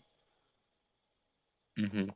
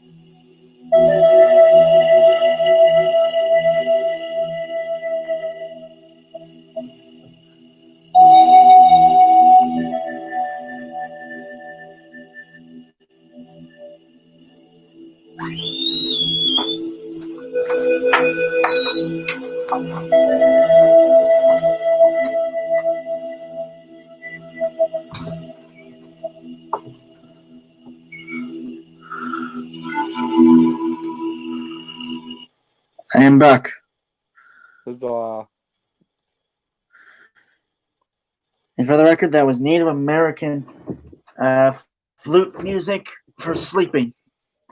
I sometimes listen to that when I need to sleep. And I'm having trouble too. So I feel like there should be a joke in there somewhere, but I can't think of one. Damn it. Sucks to be you. That came off more. You are officially enjoying that way too much. The fact that I failed the joke for once. Yeah, that came off as more of an asshole than I thought it would be. Because you enjoyed it too much. Which, to be fair, if I were you, I would too. So I can't really judge you for it. But still, wow, you enjoyed that way too much. Didn't I mean didn't realize you hated me that much. Probably should have, but didn't. Okay, something from the Mary Sue, which we have not covered in a while. Officially, I mean, like the October thing didn't really count in my eyes. Mm-hmm.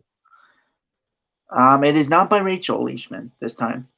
Honestly, since the redesign of Mary Sue, a lot of the articles I've looked up of it kind of just seem either boring or not really relevant. Mm-hmm. So who's this one by? Michelle, I'm going to butcher this last name, and I am sorry. Kirichan Shaka. All right, Michelle. What do you have for us? This was published October 31st, and 8 young new heroes of the Marvel Cinematic Universe that the Marvel Cinematic Universe should focus on next. There is a picture here with a character I believe is Wiccan, America Chavez, and Riri Williams. I'm going to already take points away because you didn't pair Wiccan with his boyfriend. Mm-hmm. And this annoys me. Okay. Since the latest developments in Avengers Endgame, a lot of things are up in the air in the massive cinematic universe, and many questions must be asked. What's going to happen to the major established players who survived Endgame? What's the deal with new characters like Shang-Chi from the upcoming film Shang-Chi and the Legend of the Ten Rings? How will Marvel Phase 4 distinguish itself as a new era bouncing off the last? Well, it appears they're actually going to go into the weird shit they should have gone into with Endgame. That's how it's distinguishing itself. With any luck, anyway. Right. They could ruin it horribly, but I really, really hope not.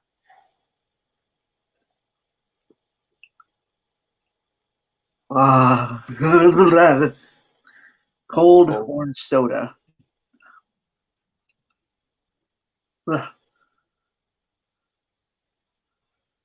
Okay. With all this in mind, it might also be good to ask how the younger generation will play into this as well. For over a decade, this Marvel Cinematic Universe has been defined by its older members, including Captain America, Iron Man, Black Widow, and more. Yet, with the introduction of the new heroes like the latest Spider-Man, played by Tom Holland, and with Marvel's plans to feature Miss Marvel, aka Kamala Khan, and Monica Rambeau in WandaVision, as first featured in the MCU in Captain Marvel, it would seem that the latest superhero era will be focusing on the younger generation, a development that literally brings fresh blood to the game. Yes. I don't really have any problems with that statement so far. Though I don't get how Monica Rambeau makes sense to be put in WandaVision. Yeah, that worries me a bit. But hey, maybe Monica Rambeau will just be part of Wanda's hallucination. I will laugh so fucking hard. Mm-hmm. All right. Personally speaking, I think this path could potentially bring fresh and rich storylines for the MCU. By concentrating on the millennial and post-millennial generations. Oh god, millennial superheroes are already in pain at the thought of that. Well, if I wrote them, you probably would look forward to them.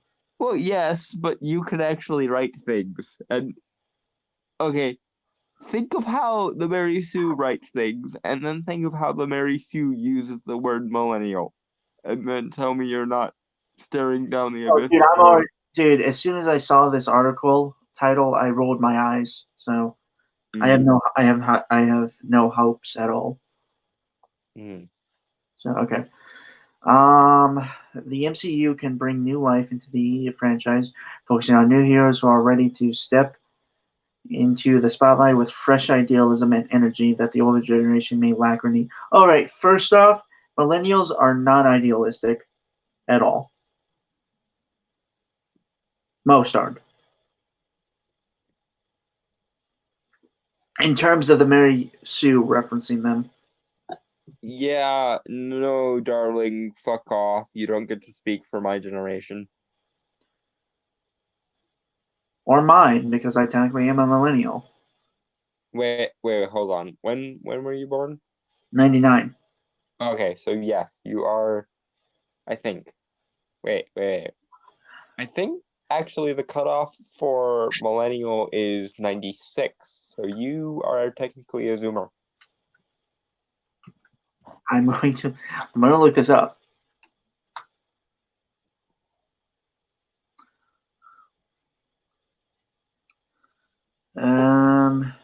You are right. So what am I? A post millennial? You are Gen Z, which is playfully referred to as a Zoomer in But that's it says here that millennials are Gen Z. No, wait, no, millennials are you're Gen Y. millennials Okay, are, so I'm Gen Z. Okay. yeah. Then who the hell are my kids going to be? Gen AA? Well, that really depends on how addicted you get to alcohol. I'm sorry. Oh, I knew it. I knew it. I'm going down. I knew exactly where that was going to go, like Alcoholics Anonymous and stuff. So, I'm so going to hell. I'm sorry. hey, I thought of it first. So Oh God. you just said it. Okay.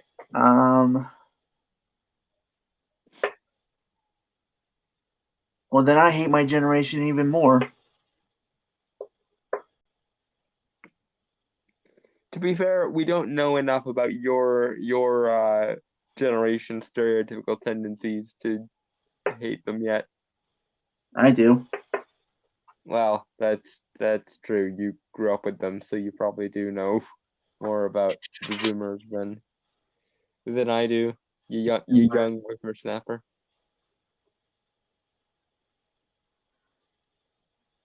Yep. Got that right, old man.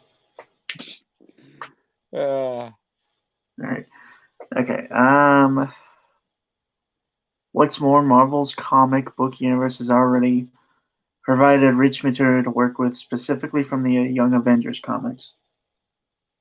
okay, I will give you points for narrowing it down specifically to the Young Avengers comics, because most other post about 2013 characters that have been introduced have been shite, but the Young Avengers includes people like Speed and Hulkling and Wiccan, who are amazing. So points for narrowing it down. Right. Speaking of which, anyone who wants me to rewrite the post 2013 characters, let me know and I'll do that for like a soliloquy. Like I'll do a live rewrite of them. Me and Dalton and others will come up with ideas to make them better characters. Although, to be fair, I don't think we're going to have to do anything with Hulkling and Wiccan because they are adorable. I love them, as is. Yeah. I think it's funny that you mentioned them. The Young Avengers were initially introduced after the events of the 2004-2005 Avengers Disassembled storyline, in which the team's disbandment created a need for new heroes to step into the ring, namely a new generation to take on the superhero mantle. Originally created by Alan Heinberg and Jim Cheung. I think I missaid that last name. It's probably as close as you could have gotten anyway. So moving on. The Young Avengers comics have gained a popular fandom, achieving commercial and critical acclaim for innovative storylines and diversity. As Can you confirm the first part? far as the original one of Young Avengers goes, yes, most definitely. And like I said, Hulkling and Wiccan are probably one of the cutest couples in Marvel history, as far as I'm concerned, anyway. But the diversity thing being said by someone who writes for the Mary Sue just made every part of my skin crawl about 2 inches to the left. Including multiple awards such as 2006 and 2014 GLAAD Media Award for Outstanding Comic Book and the 2006 Harvey Award for Best New Series.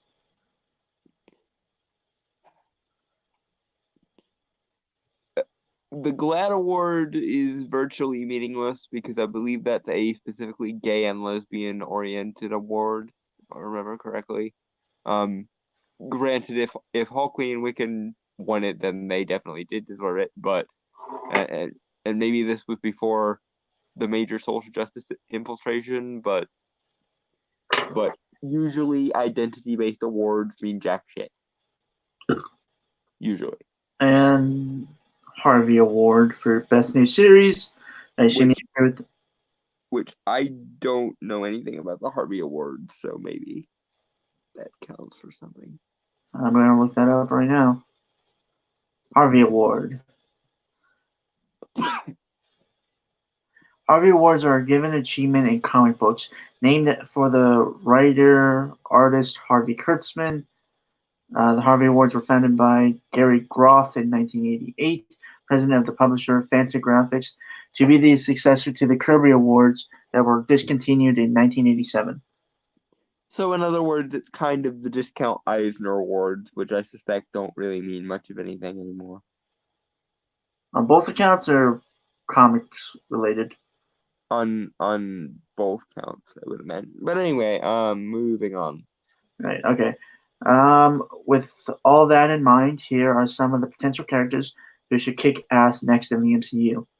Number 1, Wiccan / Demiurge William Billy Kaplan.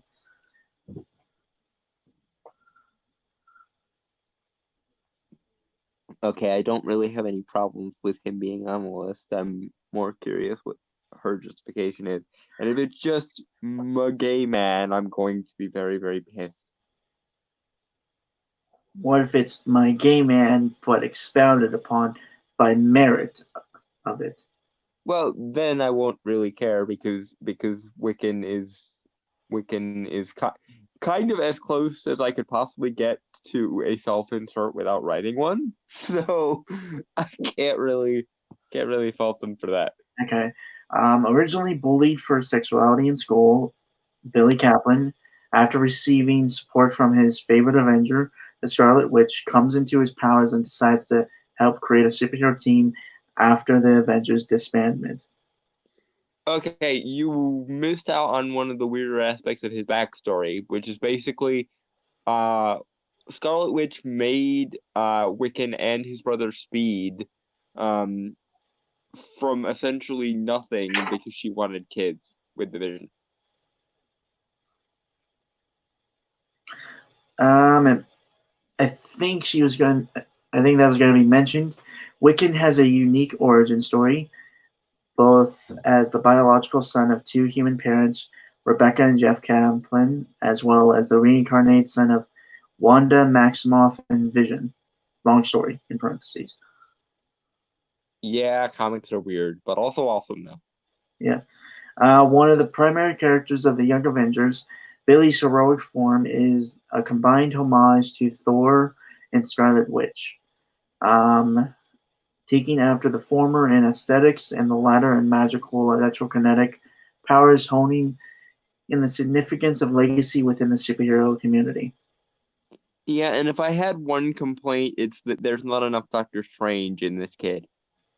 Because magical heroes in the Marvel Universe should definitely pay their dues to the good Doctor. But again, that's me being extremely nitpicky. Wiccan's awesome. Furthermore, as one of Marvel's most high-profile LGBTQ plus teenage superheroes and half of one of Marvel's most famously shipped couples, Wiccan, as an openly gay Jewish superhero, would mean incredible representation for today's youth, especially in the wake of anti-Semitic Semitic. and homophobic hate crimes happening in the world today. Okay, fuck you. You just okay. Yes, Wiccan is gay, and yes, I believe he's Jewish, but he is not some diversity checkbox ticking mechanism. You stupid, stupid fuck. And also, you best put his boyfriend on this list somewhere, or I'm gonna be extremely pissed with you. He's number 2. Okay, well, yay. At least you're not being a complete cunt about it. But Yeah, all in all, I do agree with this one. Though I do think the hints of the reason why he's even on this list is for the quote unquote diversity thing, which is total bullshit. I think him as a character, from what I've read here and what you've told me about him, interests me to know. yeah, like I said, Wiccan and Hulkling are probably the cutest couple in Marvel history. Mainly So on the fact that they've stayed together and haven't broken up for one, convoluted reasons, or two, one hasn't died off.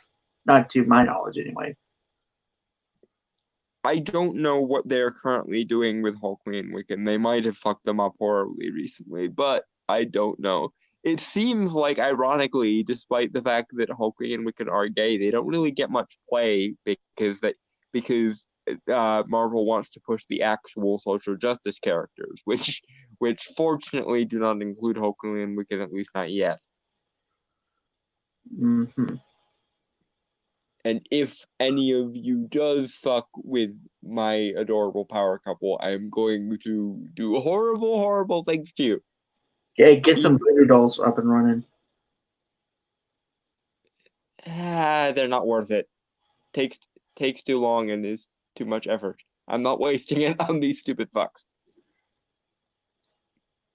Honestly, I would just like to see the image of you with a voodoo doll. I think that'd be just funny.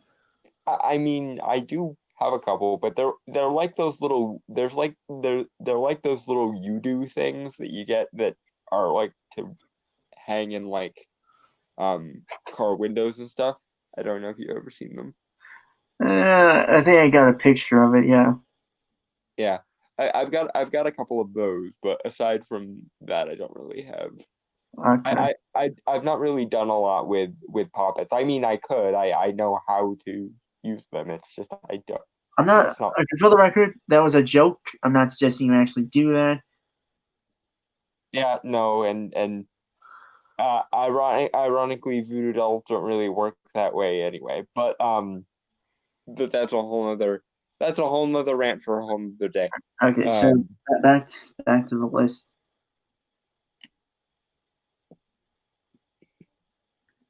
Oh, I'm sorry. I thought you had something to add. no, But no. no, go ahead.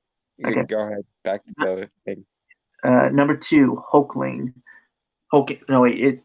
I think that's a misspelling. Yeah, she forgot an L. But okay, that's just a minor nitpick for me. Grammar Nazi and all. Yeah. Okay. But anyway, let's get into him because he is also awesome. Yeah.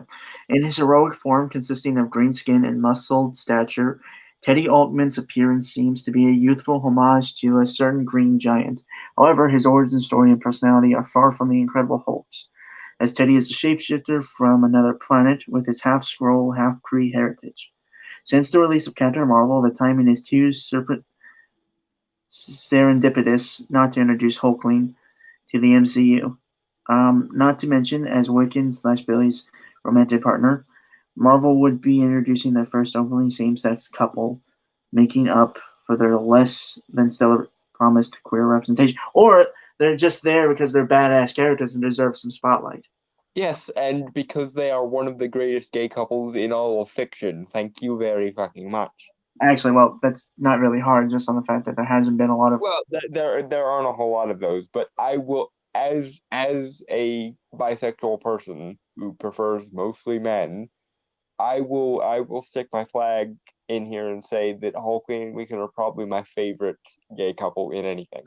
Um, particular, probably a large part of it comes from the fact that they sort of mirror my ideal relationship, But that's neither here nor there. They're still really awesome characters, and still they have the cutest fucking backstory. But I could gush about them all day long because they're awesome. You But know, yeah, huh? there was going to be an idea I had set up for my Captain Marvel rewrite Mm-hmm. that involved Hulkling, but I wasn't entirely sure if I should, just on the fact that it doesn't really pay off in the first movie. Well, they're gonna have to set him up sooner or later anyway because he is tied very heavily in with the Skrulls and the Kree. I hope to God they don't make Captain Marvel his mother because, like, I feel bad I, for the kid.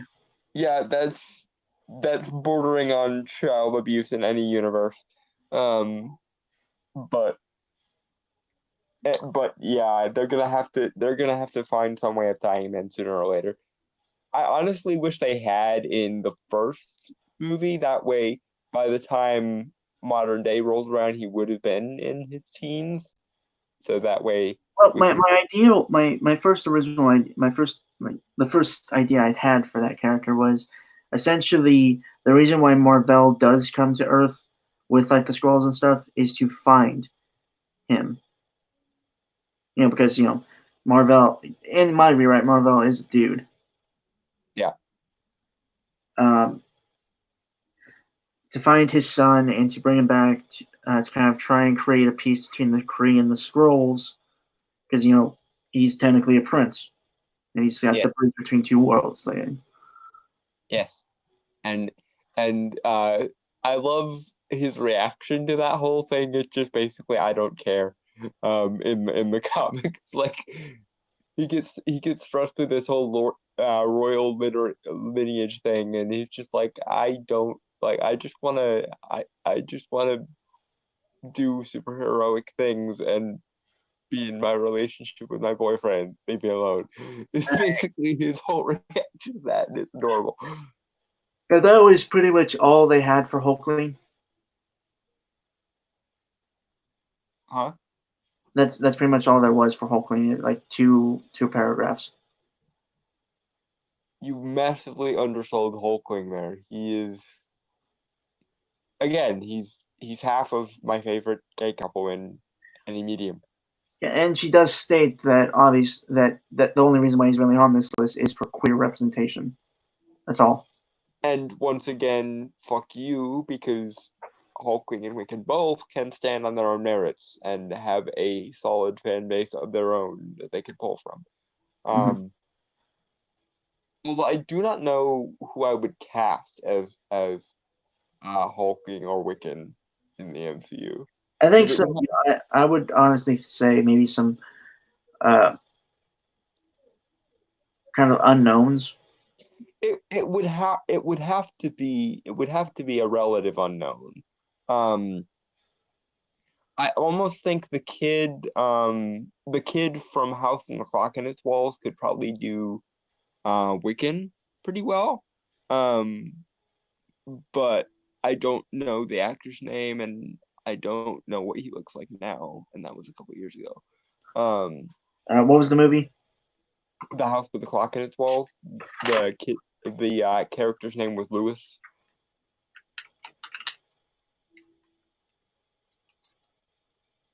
He could play Wiccan, but I do not know who could play Hulkling because Hulkling is um even in his human form he's the stereotypical jock. So like it would have to be someone of No a wonder of you a like him. huh? No wonder you like him. Oh yeah, he's adorable. And if he and Hulkling ever split up, or if he and Wiccan ever split up, and he finds his way to this side of the multiverse, well, let's just say I hope he has a consistent type with skinny magical nerds because him like like suddenly pulls out breath spray kind of moment. That's 13. Yeah, so he could play Wiccan, but I don't know who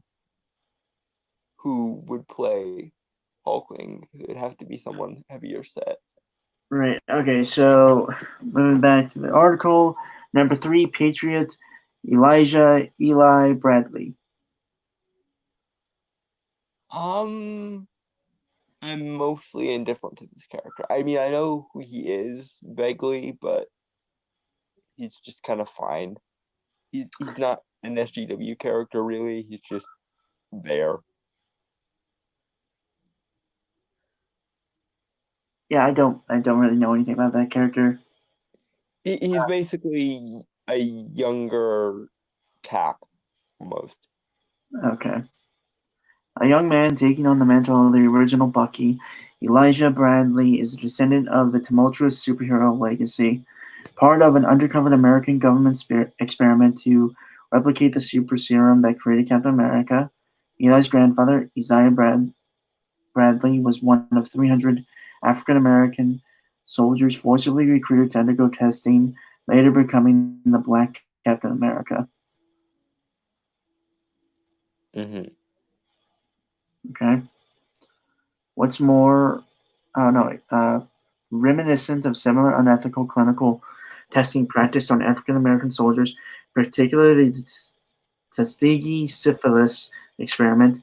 Eli's family history brings to light the need to pay attention to America's darker history and historical treatment So in of. other words, you're preaching this specifically because of social justice woo and nothing to do with the actual merits of the character. And fuck you. Its real heroes. What's more, Elijah Bradley as Patriot, not including Miles Morales in Spider-Man Into the Spider-Verse, is part of Sony property. Oh, speaking of which, they have an announcement for the sequel. I believe it is 2022 April Hmm. 8th. Which seems good to me. That movie was awesome. I have not seen it. You not seen Into the Spider-Verse yet? Nope. You should. I think you would like it. Oh, I've seen clips of it. Um, I think I have, and I've watched some criticisms of it. Majorly, I do agree with one criticism. Is I think there should have been more. There shouldn't have been so many like rap songs in it. Yeah, that didn't feel in place at all. The one song I do agree with was "What's Up, Danger," but more of the version they have in the movie than the actual song. Hmm. Just because it combines some of the orchestral music in the movie within stuff. That leap of faith scene I have seen, and I enjoy that one a lot. Hmm. Yeah. Would be the first black teenage superhero to be featured in the MCU. Join the legacy of other black heroes such as Black Panther and Falcon. Also Blade, Meteor Man. Um, Well, but she's talking specifically about the MCU, I think. I know, And but still, I and always hate. we haven't gotten a Blade movie yet, although we're apparently going to get one or a series. I know it does piss me off, and I had that conversation about black superheroes in movies in about when Black Panther came out and stuff. Hmm. Though I did argue the point that I think Blade and Meteor Man and stuff, they were a little. Uh, it wasn't such prevalence that Black Panther was given at the time. Hmm. Okay, so that's it. Just basically not really anything interesting about the character. Just he's black. That's all. Yeah, and you've done a spectacular job of making me not care about this character. Hawkeye, Catherine Kate Bishop. This character is very social justicey, and I kind of hate her. But Honestly, it would have made more sense if Catherine, Kate Bishop would have been technically his daughter in the MCU. yeah, I mean, he had a daughter who he was teaching how to shoot, so why bring in Kate Bishop at all? Yeah, it seems so stupid to do. It's kind of like why bring in Riri when you've got the female younger Iron Man that is his actual biological daughter. Morgan. Yes. Which I'm curious. Is that short for Morgana? I would hope not, because that brings up a lot of unnecessary questions for what Morgan Le Fay was doing during those time periods. Because I almost wonder if she would have glamored herself into Pepper Potts to fuck Tony Stark. Okay, moving on. Though she is the only member of the Young Avengers team without special abilities, this doesn't detract Kate Bishop's position as one of its most powerful and fiercest members. And also, fuck you. I believe she has a similar brain deformity that Hawkeye has that basically gives her perfect aim. Yeah, Hawkeye is deaf.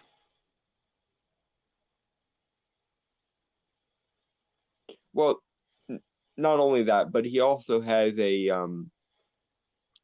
deformity in his frontal lobe that basically gives him perfect aim. That's why he's so good at what he does. Hmm. Actually, I don't think we actually covered this, nor do I really intend to cover it, but yeah, never mind. I'll save it for after. Yes. Okay. And she's already got a Disney Plus TV series on the way. You're missing an N there, Michelle. God damn it. Spelling. Editors, do your fucking jobs. Assuming that the Mary Sue has editors, which I hope to God it does. I thought Jeremy Renner was getting that series. He's going to be in it, but he's going to be in it as a mentor for Kate Bishop. Oh, for fuck's sake. I do not have high hopes. Yes, just once. Just once. I would like Jeremy Renner's Hawkeye to be given a fucking spotlight. I mean, a fucking side character. They tried to in Endgame, but Endgame was fairly disappointing all around, so it, unsurprisingly, was also very disappointing. A young woman of privilege, Kate Bishop has been disillusioned by her family's wealth and finds inspiration, and seeks to do good in the world by volunteering in soup kitchen and women's centers. However, after seeing the Avengers in action, particularly Hawkeye, a human superhero without powers like herself, Kate takes up archery, becoming Hawkeye's protege and later Hawkeye herself. For fuck's sake, never given it a different name. Seriously. Okay, not only that, but this character sounds very much like a Mary Sue, and I know for a fact that she is a Mary Sue in the comics, so that doesn't surprise me. Also, it's a good thing then that she didn't see Doctor Strange, because he doesn't technically have powers either, and she could have been a sorceress. And I don't want to give them ideas, but I will keep pointing this out whenever I need to. Magic users technically don't have powers either unless they have some kind of innate blood magic like Scarlet Witch does. So for all those people who are whining about non-powered characters being awesome because they don't have powers, include the magic users in that metric, goddammit. Because what has power in those situations are the techniques they use, not the people in question. Oh boy.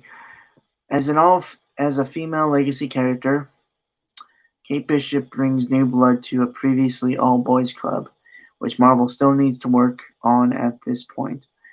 Yeah, let's give a character a legacy of a male character who was by far a better fucking character. Yeah, let's just see how well that worked out in Star Wars. Not to mention Boys Club, excuse you. Scarlet Witch, Black Widow, Storm, Wonder Woman. Fuck. Well, Storm doesn't count, and Wonder Woman is DC. I'm sticking specifically to the MCU. Gamora, Scarlet Witch, Black Widow, the Wasp. Huh? Mockingbird. Was she in the MCU?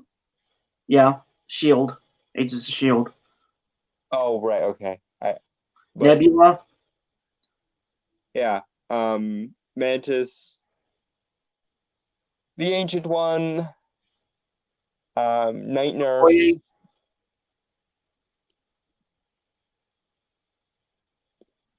Yeah, we could go on, but yeah, Marvel has had notable women in them since, and that's not even counting all the capable love interests like Pepper Potts for the most part. I'm not counting Jane Foster because Jane Foster is cancer. But She I'm is cancer, and she both has cancer and is cancer. but Shame. I'm just yeah. And just because you're gonna give her the hammer doesn't make her any more of a badass than she was previously. Fuck off. Yeah, so just I mean, I will if she means that they've taken center on the male characters more, that's just because they're a little more, they've had bigger arcs than the female characters all in all because I'll be honest, most of the female characters in the MCU have kind of either gone through off-screen development or have Basically been perfect from the get-go. yeah, they haven't been really fucked up. See, this is the catch-22 that you will always have in these situations. In order to make a character interesting, usually you have to make them go through some kind of hardship. But you can't make women go through hardship because that implies that women aren't already perfect, which is misogyny according Well, to socialists. Black Widow is very notable. Yes, and a bunch of feminists lost their shit over the idea that she actually wanted to be able to have children. Because that's traditional femininity and that's forbidden for women. You can do basically anything No, except the traditional role that women are supposed to fulfill. I can give a reason why it makes sense why she wants to be a mother. It makes sense just on the fact that she was raised a killer. When you take enough life, you start to really realize you. She wants to do some irreversible good and create life instead of taking it. Yeah, Simple as that. But of course, despite it being done by Joss Whedon, who is a notable feminist icon and has been for 20 years, he got pilloried and bullied off of Twitter because he made her want to have children. that guy should have directed Justice League. From scratch instead of coming in and having to half fix it at the last fucking minute. Yeah. Yeah, most of the problems with Justice League was not one director or the other director. It's that they couldn't make up their minds of which they wanted to go with, so they tried to do both, and It was the studio's they fault, I'd mostly say. they clashed horribly because they have two opposing visions basically. Right. I'm sorry. We got sidetracked. Jesus. But yeah, no. The MCU, Marvel Comics have never been all boys. They have had plenty of characters, female characters that honestly can be even more interesting than male characters. It just depends. Speaking for my favorite character, Doctor Strange, his love interest is literally a goddess who owns her own dimension. Thank you very fucking much. There's his love interest. Clea, Who? the niece of Dormammu. I'm still finding out new stuff about Doctor Strange, dude. Okay, so I'm gonna try to make this as quick as possible. Basically, Dormammu and his sister uh, Umar, I believe her name is, came from the dimension of the Faltine. The Faltine being, of course, these basically energy beings made of mystical fire.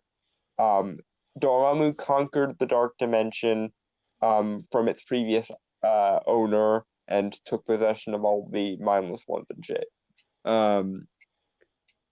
Umar skedaddled off to Earth and fell in love with a human sorcerer. They had a child, Clea, who was technically Dormammu's niece.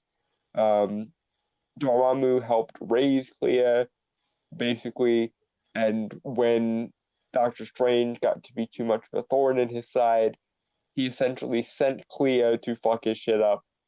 But because Doctor Strange is Doctor Strange, she was attracted to his nobility of spirit and his like proper etiquette and shit. And eventually she fell in love with him, and he returned the favor by essentially teaching her how to more effectively use her powers. And she eventually realized that Dormammu was fucking evil and used her powers, bolstered by Strange's training, to take the Dark Dimension away from Dormammu and conquer it. So yeah, she's a goddess who owns her own dimension. Valkyrie, Hela,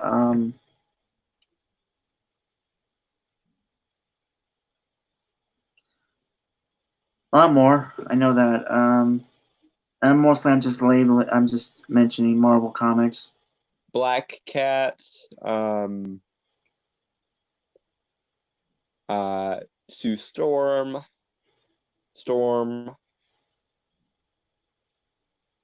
Jean Grey, Jinx.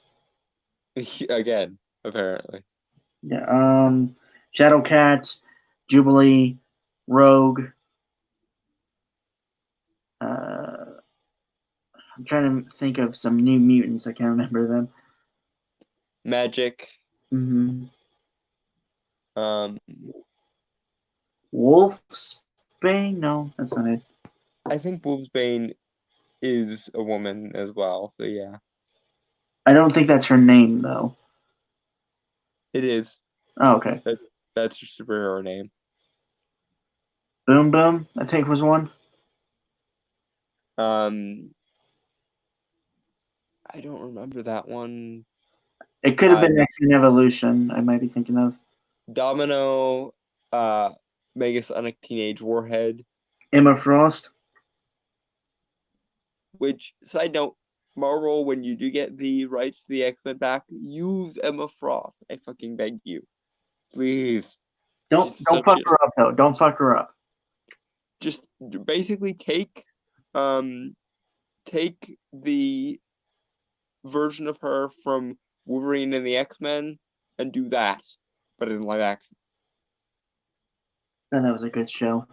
God damn it, that show was awesome.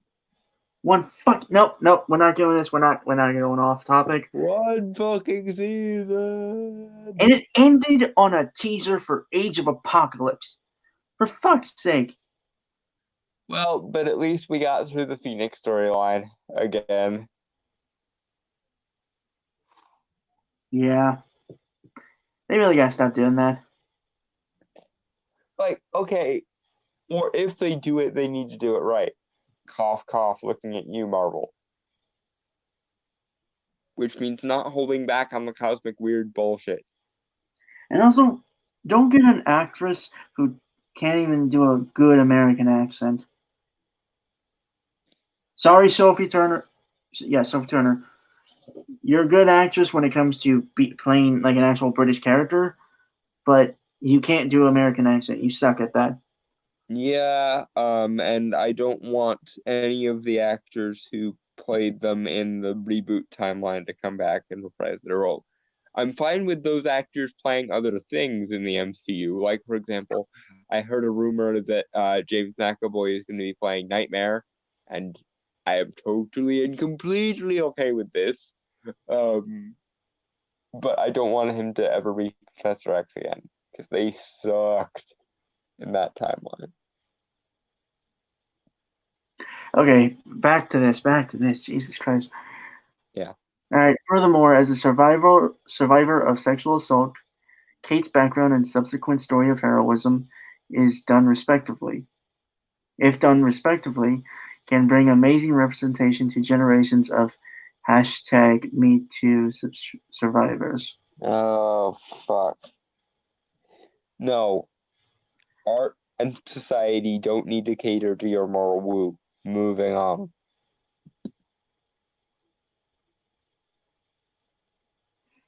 Well, fun thing, I didn't know she suffered sexual assault. I don't even remember that storyline. She probably did, but like I said, she's just not very interesting, so I never got into her. Okay, so you know what? I'm gonna bring this up. You can do that kind of story. That's fine. It's just how how it is done, not in the terms of representation, but more of terms of storytelling and how that affects the character and makes them either better or worse as a person. Mm-hmm. Like how I told that character I told you about like a while back, I came up with who was like a teenage prostitute who had a mother basically uh, sold her Yep. daughter to pay off debts and stuff. Yep. And she was taken in by essentially the Batman of that universe and became Robin of sorts. Mm-hmm. And also, she learned that she was bisexual and stuff after dating Spider-Man, then falling in love with a girl and stuff. And essentially, she became the fourth generation of Batman, Batman Beyond, I guess.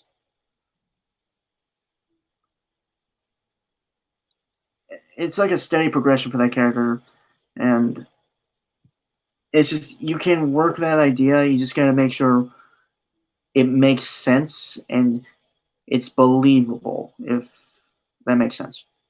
Mm-hmm. Yeah.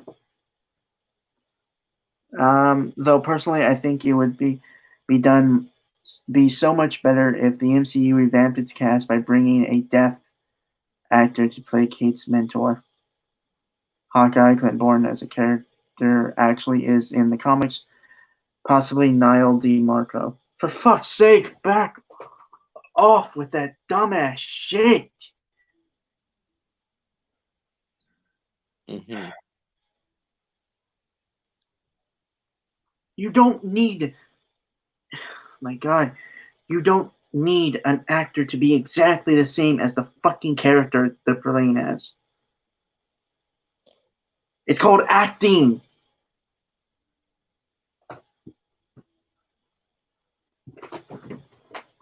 Like, am I crazy? No, you are not crazy. And more to the point, you shouldn't change a character just because diversity points. Well, no, Hawkeye is deaf, but in the comics, obviously. But in the MCU, he's hasn't been portrayed as such. And And if you wanted him to be, you'd have to retcon a lot of shit. Jeremy Renner got flack because he did a joke about it being brought up, like the death thing, Mm-hmm. which is stupid all on its own accord. Okay, so number 5, stature, Cassandra Cassie Lang. I'm okay with this one. Yeah, as long as they use the actress who's already in the MCU, I don't care. Yeah. Many of us might have first seen her as Scott Lang's young daughter from the Ant-Man films, a precious kid who claims to want to be a hero just like her dad. Since the recent events of Avengers Endgame, the statement might just come true.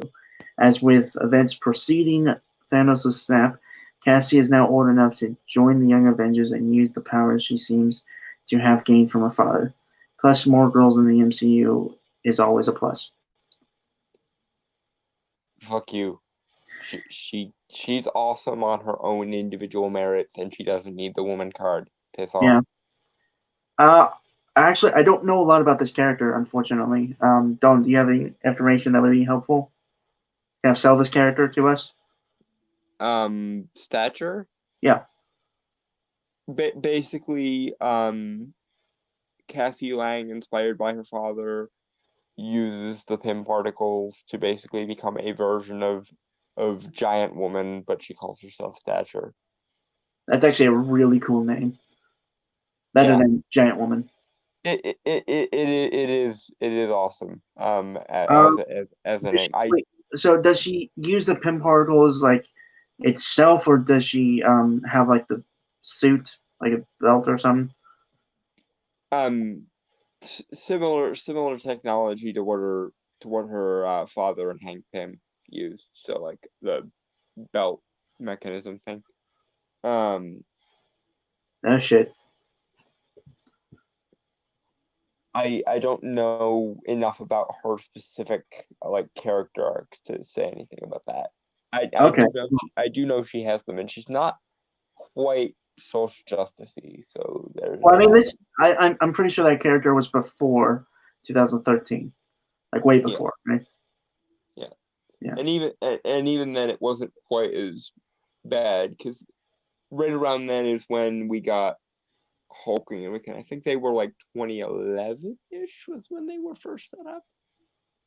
Don't quote me on that. I have to go back and look. You know, I actually came up with a character who has size, shape, size, like growing abilities, like just growing. Mm-hmm. Call him Skyscraper. Hmm. I thought it was cool, man. Care to elaborate? He grows to the size of like a giant skyscraper. Mm-hmm. Skyscraper, yeah. Oh, did you want the like kind of origin for that character? The like back. I gave you an opportunity to do your character Spurg thing, and you I'm didn't I'm do sorry. it. I thought you were just like asking why I named him that. Or I'm sorry. No. I gathered why. It's just I was like, I know he wants to do his character Spurg thing, so I'm just gonna give him the opening and let him go. And you didn't do it. I'm sorry. I didn't pick that up. I'm sorry. I'm sorry. That's just funny to me. Like the one time I was just like, you know what? Let him go. Yeah, that. It's actually a pretty interesting origin, just on the fact that he's part of a team as collective as his origin. That Mhm. he's an experiment um, by a group of kind of anti superhumans, kind of be weaponized superhumans to fight other superhumans. Interesting. And he hates being tall, so he tries to shrink himself down, but he can't. Wait, what? Well, okay, in his normal state, like where he's not like a super giant, Hmm. he's un he's very much unusually tall, like a freak show tall man. So like 7'4" or something like that. Yeah, and he hates it because, well, keep in mind he's been experimenting for pretty much a good portion of his life since he was like a child to make himself grow and stuff. So it's kind of like a subconscious thing where he doesn't like he's been forced to grow and stuff as part of experiments. He sounds cute.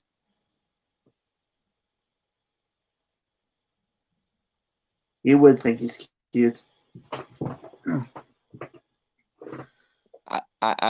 I'm sorry, but height and strength are probably my two biggest turn-ons. So yeah, that's damn. Well, I also have another character with no face that can open interdimensional, well, not interdimensional portals, but like teleporting portals. Interesting. Yeah, that was essentially like a mixture of Doom Patrol plus Fantastic Four plus kind of X-Men. Well, a sprinkle of X-Men. It also kind of reminds me of the Spot, the Spider-Man villain. Yeah, yeah.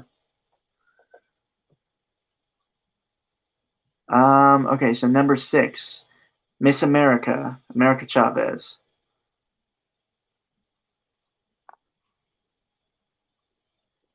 Fuck off. I wish I had had my soundboard open. But open that now. Yeah, the obligatory fuck off is strong with this one. Yeah. No, nobody needs America Chavez. I think No. I think a couple of years back, England Team did a video where he rewrote that character. Eglantine basically built his channel off of America Chavez, so it doesn't surprise me. And yes, Yeah, he like did. he's done a few videos like if I wrote a character or something like that.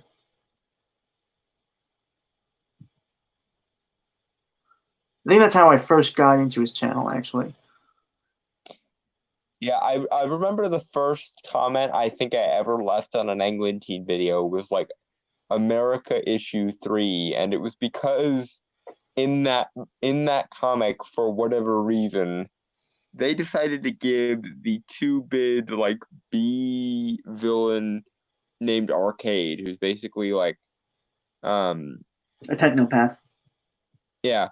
They decided to give him access to the mindless ones somehow.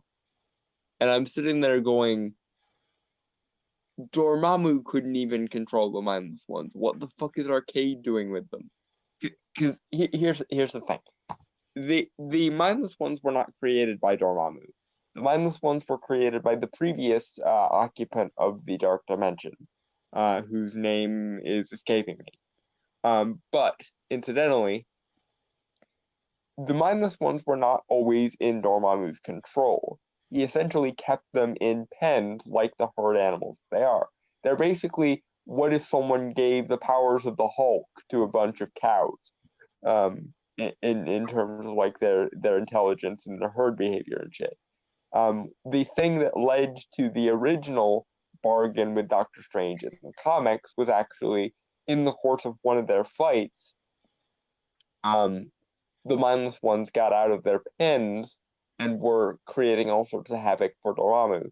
So Dormammu made a pact with Strange um, to reseal the mindless ones so that he wouldn't attack Earth anymore, and so on and so forth. Which, of course, Strange agreed to. Um, and this being the case, being that a being of pure magic could not control the mindless ones, even though he was an experienced sorcerer in his own right, how the fuck did an ordinary human like Arcade get them? No, he's a mutant. Well, but still, relatively speaking, Right, normal. right. Okay, yeah. Because technopathy is all well and good, but unless you have like like control collars or something on the mindless ones, which I don't even know would work. And by the way, he didn't have anything like that in the comics. Um, unless something like that was at play, there's absolutely no way that Arcade of all people would control the mindless ones. If the mindless ones exist on Earth, they are going to fuck up shit. Like I said, imagine beings with the relative strength of the Hulk, but the herd mentality of a bunch of cattle. That's what the mindless ones are. They're called the mindless ones for a reason. You son of a bitches. But yeah, that was the first comment I ever left on Anglantine's channel. I think was me complaining about the mindless ones and why Arcade should not even have them. Simpler days. I swear to God, if anyone other than Dormammu has the mindless ones in the MCU, I'm going to riot. At least in this continuity, Dormammu actually does make them. Because as we saw at the end of Doctor Strange 2016, apparently mindless ones is what happens when too much of Dormammu's power flows through an organic being. Because we saw the Zealots kind of transforming in beginning stages of the mindless ones at the end of the movie. Mm-hmm. This character should need no introduction, but if you need one anyway, here it is. Raised by her two mothers in an alternate dimension called the Utopian Parallel, Margaret Chavez had a happy life until her home was threatened by destruction, and her mothers sacrificed themselves to save her. So she's essentially a Latina. She's essentially, I'm not sure if you remember this one, that Elseworlds movie, animated one, Justice League Gods and Monsters. Mm-hmm. Essentially Superman. Not quite. Her powers are magic based, so she's female Latina teenage. Well, yeah, she's basically female Latina feminist Wiccan. Is Well, the best way. in terms of the origin wise, parents, Similar, parents. similar, similar, I guess. Yeah, in terms of origin. Yeah. Right. Again, good concept, poor execution. It's an interesting idea, and I think again, Englentine did a video of if he wrote. Mm-hmm. This was back when he was I Love Comics. Yeah. Just I would have to find that video again, but yeah. Just search "I Love Comics" America Chavez, and it probably will come up because he has a lot of America Chavez video. I would be surprised if he didn't have a America Chavez playlist. I don't think he has any playlist. Yeah, he does. Okay. Fleeing Utopia. Nothing's a utopia, by the way. Because people live, there's always going to be problems. Well, it's not even necessarily human related. It's just the universe is too complicated for us to account for every single variable, and even if we did, life would be boring as fuck. And boredom is in and of itself its own flaw. Right. Yeah, I don't know why I said humans were the problem. We're part of it. We're kind of all dickheads. Well, yeah, humans are a source of a lot of different variables, and we're all kind of dicks. But my main point is, even if you deleted every single human being from existence, there would still be flaws because such is the nature of a complex universe, which we fortunately exist in. Mm-hmm. So, in Utopia, America ran away from her home and Superhero Legacy until coming across the Young Avengers and joining their team.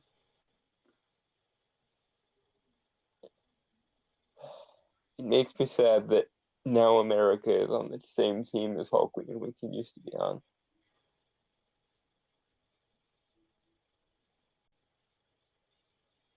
I don't think Hulkling and Wiccan are on it anymore, so at least they don't have to deal with her fucking ass. Right.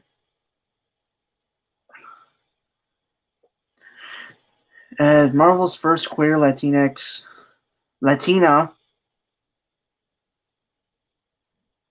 It's Marvel's first queer Latina superhero to star in her own series.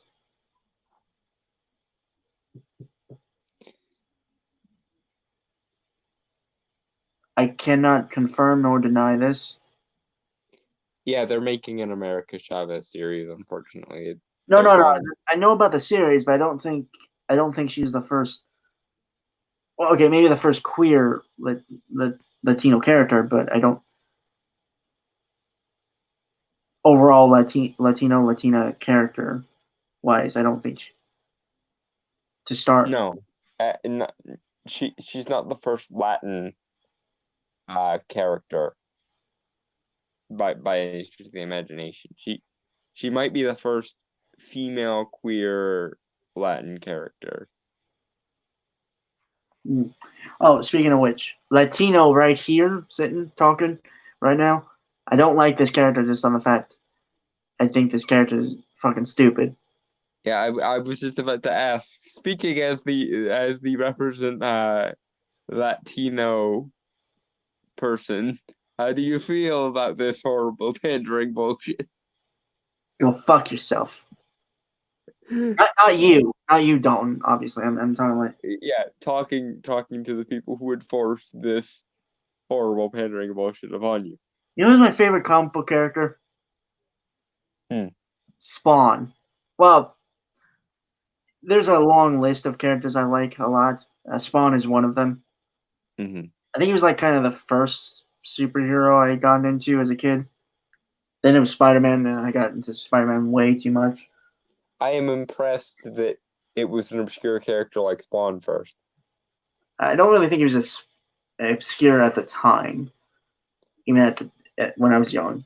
Well, relative to like Batman, Superman, Spider-Man, X-Men, Hulk, etc. Yeah, okay, yeah, that makes sense.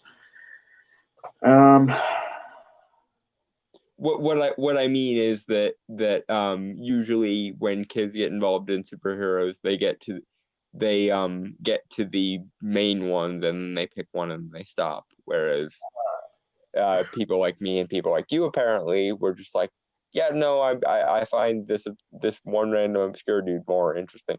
Speaking of which, have you ever read Hellboy? You should read Hellboy.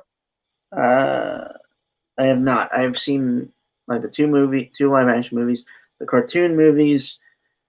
I have not seen the reboot. I know I shouldn't, and I'm probably never going to. The reboot. You should definitely read the comics. The comics are awesome. Yeah, I will certainly check them out at some point. Though I suspect you would like the Abe Sapien spin-off comics more. Because it strikes me that you would probably relate more to Abe. I've heard good things about BPRD. Yeah, thank you. And yes, they are probably, honestly, I like them better than mainline Hellboy, but I'm weird, so we're all weird here. But yeah, like I said, I like Spawn a lot more than this pandering bullshit that I feel is kind of a little condescending in certain ways.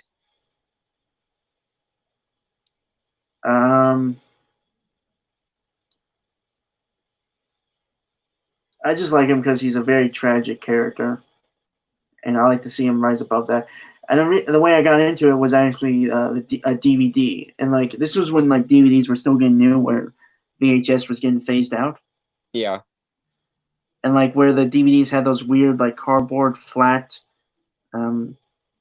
cases. You remember that? Yep. Yeah. So I watched the movie, with Michael J. White and John Leguizamo. No, Leguizamo. Yeah, who played Violator, who I think that motherfucker was funny as hell. That was the most perfect casting for Violator ever. Or clown, I guess. In most forms, he's clown. If he goes full Violator, you are fucked. I loved the Arnold Schwarzenegger reference to that. You've been violated, Gunny Man. So I think, and the DVD had a few episodes of like the HBO series, which was not suitable for a kid. Which I was a kid when I saw the movie on DVD. I was like maybe 4 or 5. I was fortunate in that my mom didn't really care what was suitable for kids or not. Like I remember when I was 4 years old being given a VHS of Beavis and Butthead episodes. Yeah, but well, I mean, like my family didn't care either. It's just I think that kind of made me who I am now in terms of creepy and weirdness. So in other words, I have the Spawn series to thank for one of my best friends. Noted. There was a lot of violence and nudity in there. I could have turned out worse, I think, if I wasn't so well rounded. As far as I'm concerned, you shouldn't change a thing about yourself. So there. Right. Okay, back to this because we. All right.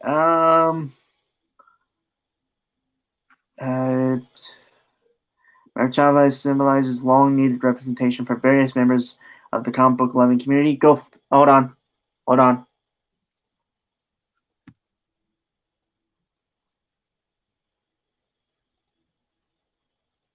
Fuck off! Yep. And also go fuck yourself, Michelle. Yeah. Yeah, it's and I probably should have said this when you were whining about Hulkling and Wiccan being part of my gay representation, but you can go fuck yourself for that as well. Because Hulkling and Wiccan are awesome because Hulkling and Wiccan are adorable, and in the case of Hulkling, for my personal taste, dateable, but not simply because they're gay.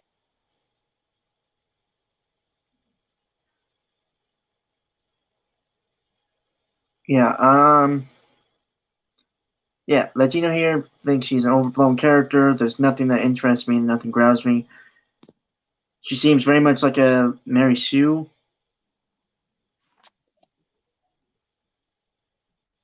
And yeah, she is. Apparently, she was powerful enough to talk with Eternity, who is literally the physical embodiment of the universe itself.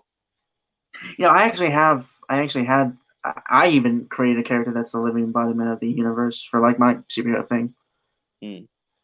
Called it the Infinite. Yeah, that makes sense. Yeah, sometimes plainness is simple and cooler. Well, yeah. When you're dealing with something that's archetypical, it's better to go with something that is an archetype. Like Yeah. with the Endless, who are, literal concepts. Like Dream, who is probably my second favorite character in all of comics. And an actual deity who I would probably consider worshiping, which is a big deal for me because I don't really do that. Yeah, it's just like I've gravitated towards characters that are either that have come from different walks of life. Like I like Batman just again on the tragedy of Bruce Wayne that he can never truly be happy because the mission is too important to him to even think about doing something for himself. Mm-hmm. Though, granted, he's also a selfish prick in a lot of ways. And lest we forget the he psychologically was so broken by the death of his parents that he chooses to willingly go out every night dressed as a bat and basically be a ninja. Yeah. And spends God only knows how much of his family fortune on gadgets to help him do that. It's a good thing the Wayne family has one of those old money bottomless checkbook things. If that's ever actually a thing, sign me up. It is for some people. We're just not in those demographics, unfortunately.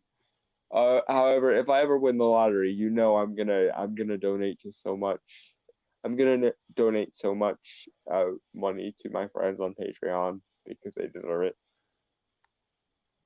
Yeah. I had again, God, I had actually come up with a character that was like, as I described it, a rags to riches Batman. He's an obvious parody of Batman. I think the way I described him as kind of the optimistic Batman. Blue collar family died because his father's gambling debts.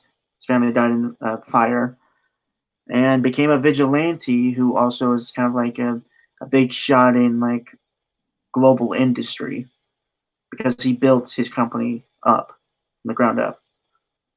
Became one of the richest men by like age 20 or so, and been like a superhero. His name was Nightbird.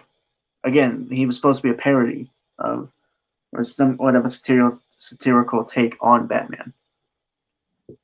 Mm-hmm.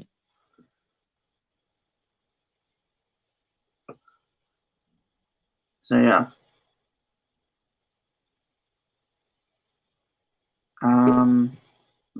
Where were we? Right, okay. An out and proud Latina lesbian superhero, America Chavez, has received an outstanding amount of love, support from her for her character, including acclaimed author Gabby Rivera, who was Marvel's first Latinx. Okay, you said Latinx first, then Latina, then going back to Latinx. Make up your fucking Okay. mind. It's just, Okay. I know that's small pride, but still. And also, I have to do this. Or was it? Where? Ah.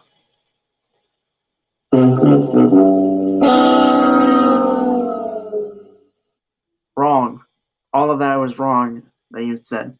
Yeah, the only praise it's gotten is from uppity pricks who are too obsessed with their moral ideology to actually grade things based on merit because they don't believe in merit existing.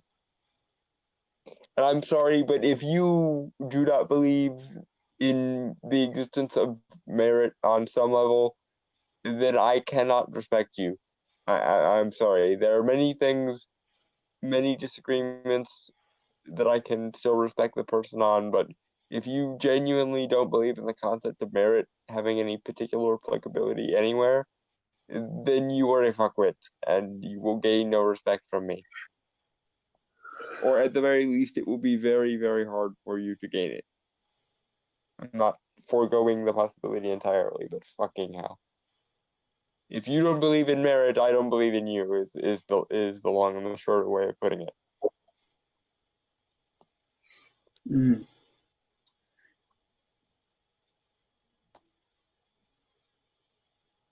So what was I gonna? Funny enough, there's a character I created that could work for America Chavez in terms of storytelling. Mm. So this character, honestly, I gotta be honest, I took kind of inspiration from Doctor Who, like the new Doctor Who series. Mm-hmm. This character is technically an alien. Mm-hmm. And they were like they lived in a universe that was like existed, and then it died and birthed another universe, and that character survived, lived through that universe. He's seen the birth, he's seen the death and birth of several different universes, eventually coming to our universe, our Earth, our planet, and stuff. Mm-hmm. And I wrote this like little speech to kind of emphasize the idea of this character who is so alone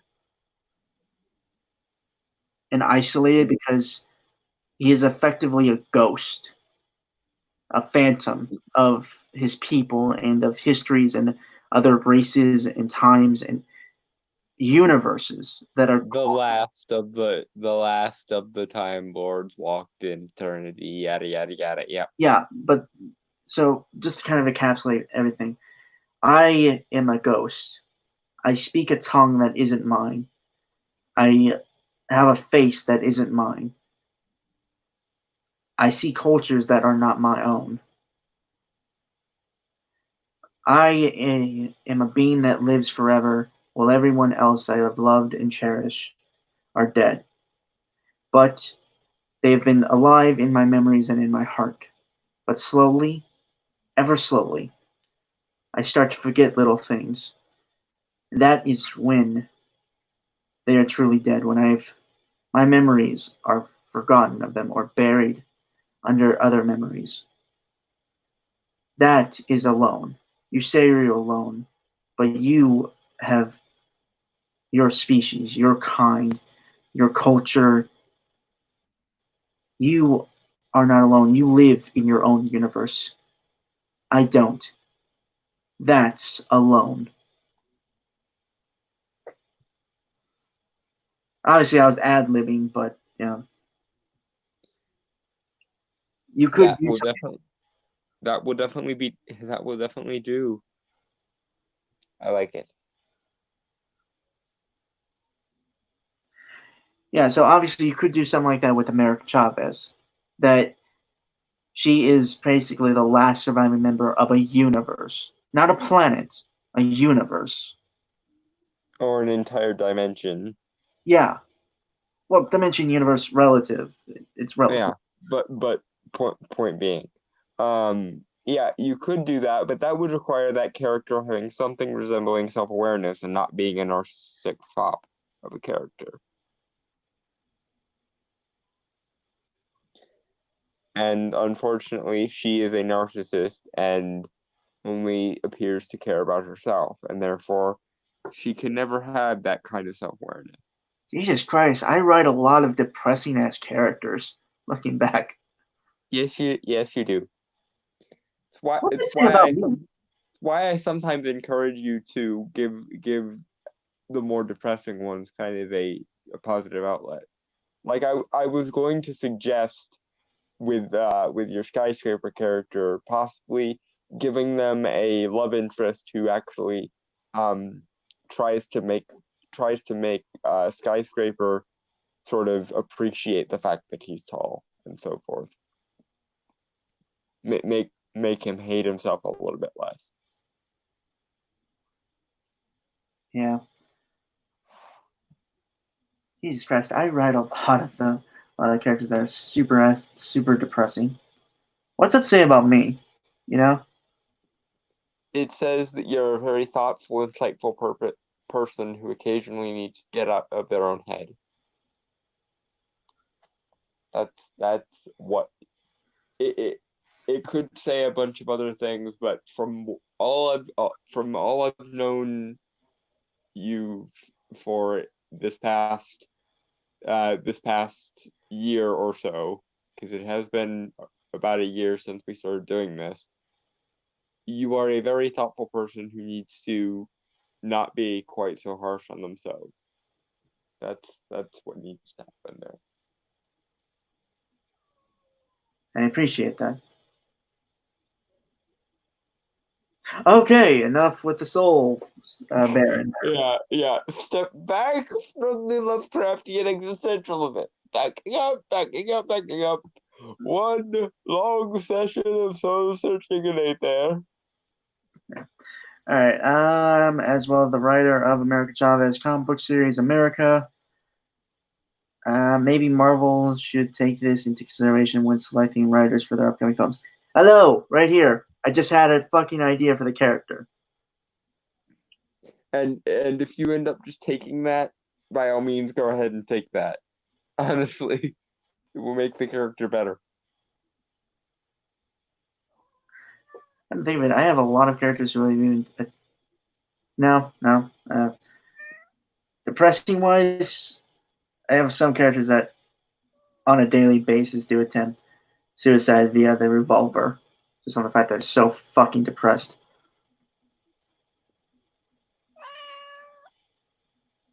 Apparently, my cat has opinions on your depressing characters.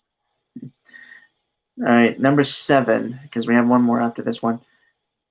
And before we move to number 8, well, I'll get to that. But number 7, Prodigy, David Aline.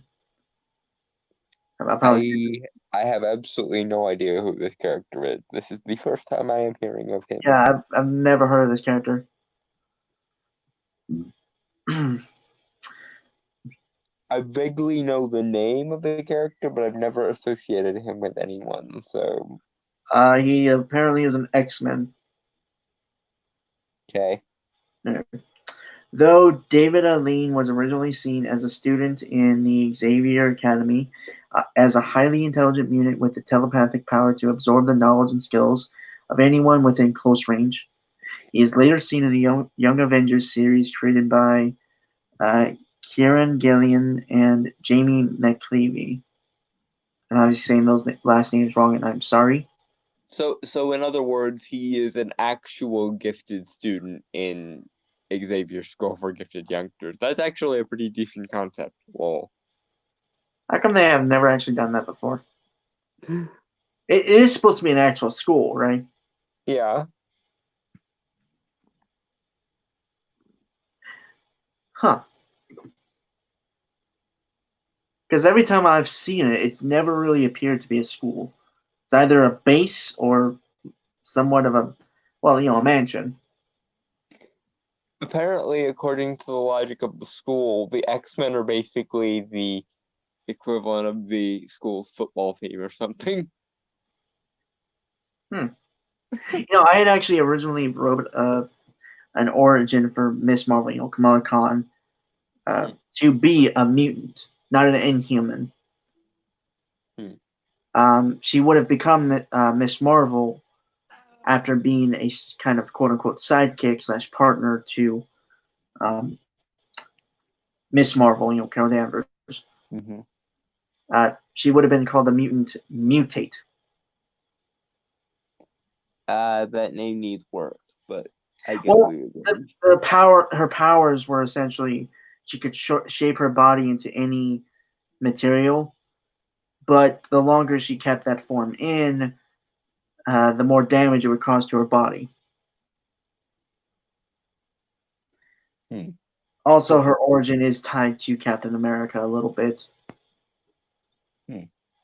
Yet another, they tried to replicate the experiments for Captain America, and no. Her family were trying to escape the Middle East, and Captain America saved them from terrorists, which inspired her father to join the NYPD when they moved to New York.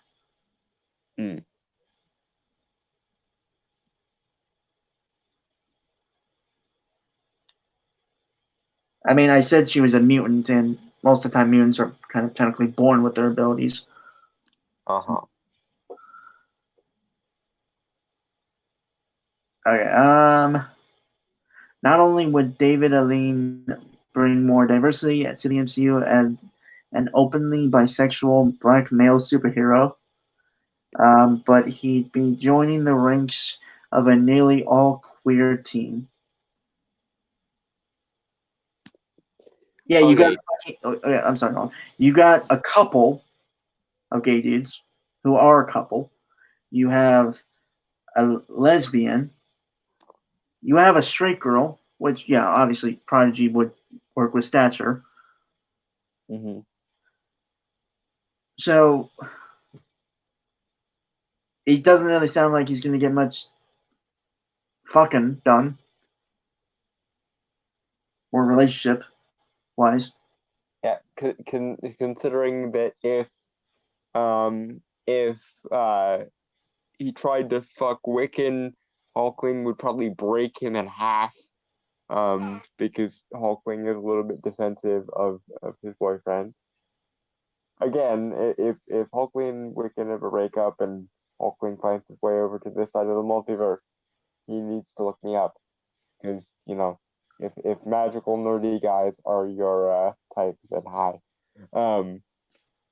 And if Wiccan ever found if he ever tried to sleep with Hulkling instead of Wiccan, I'm pretty sure he would find himself in an alternate dimension because Wiccan would fucking shove him through a mystic portal.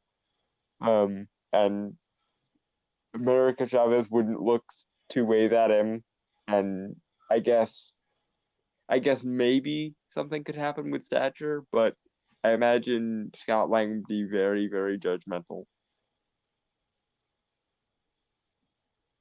Yeah.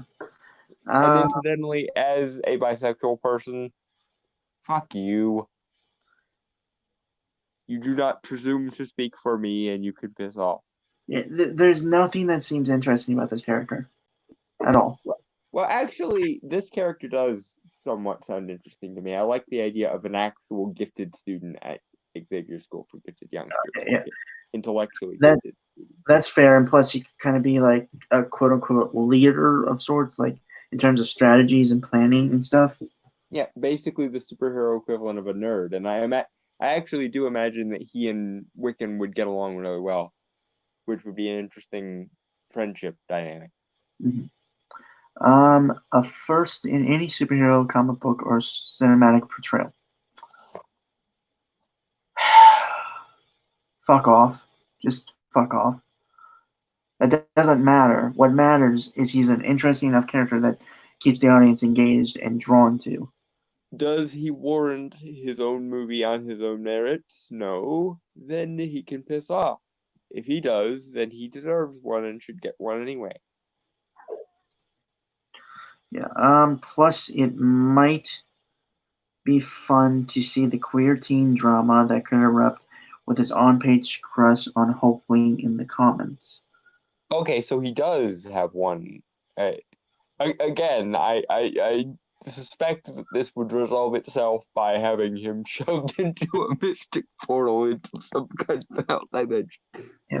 Or, Um, or if Hulkling didn't take kindly to his advances, he would get again broken in half like a toothpick. Because Hulkling is kind of an adorably jealous, stereotypical jock. So there's that. yeah. And God knows street teens already have their drama over their romantic lives. What? I'm pretty sure that was the most racist thing I've ever heard today. That's not racist. It's I don't even know what it is. Well, it's kind of racist because she's assuming that she's assuming that black people are more commonly in the inner cities, which is racist by like social justice standards. Dude, what did you think I said?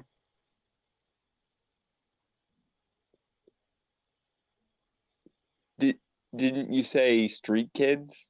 No, and God knows straight teens Oh, already have their right. drama over their romantic Oh, life. I thought you said street kids, and then it made me think of like some homeless teenager or something. God, I wish Corrupt was here right now. He'd have a field day with you. He would have had a field day with this whole concept, I have a feeling, because he actually is a black bisexual person. True. Yeah, this character just seems overall the intellectual part that's fine. It's just nothing else. She doesn't even go into his origin at all. Well, to be fair, this is a Mary Sue writer focusing on this character, so it's very possible this character has plenty of other awesome attributes, and she's just not mentioning them because she doesn't Right. care. All right. And that's pretty much it for number 7. So, Don, I am going to ask you, who do you think is number 8?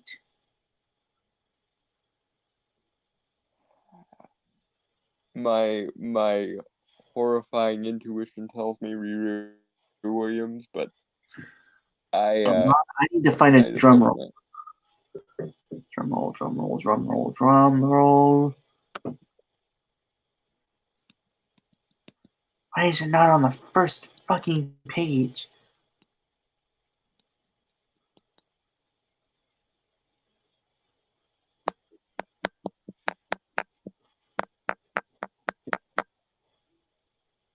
Was that supposed to be a drum roll? I was trying. I had a pen handy, so there. Let me go. Let me go to the next page. Um, this thing is slow as hell.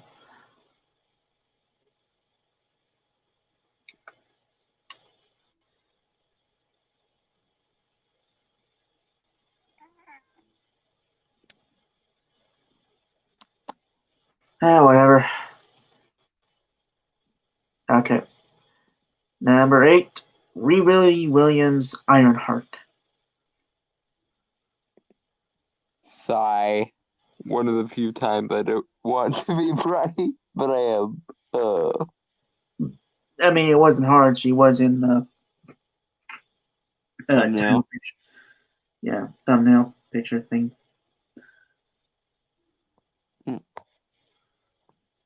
Okay. Smarter Than Tony, as claimed by Brian Michael Bendis. Creator Fuck you, Bendis. creator of the character and author of Invincible Iron Man, in which she first appears. Riri Williams is a 15-year-old engineering prodigy and university student.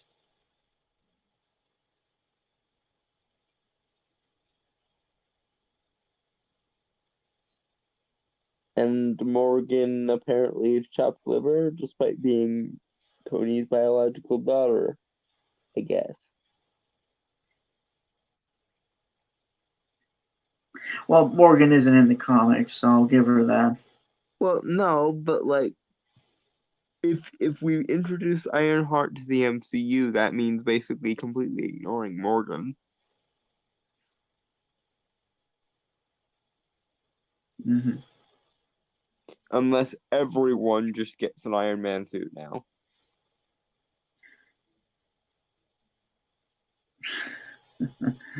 Okay, so after the death of her father, Riri is inspired to heroics and creates a suit of armor, similar to Iron Man's, becoming the new Ironheart.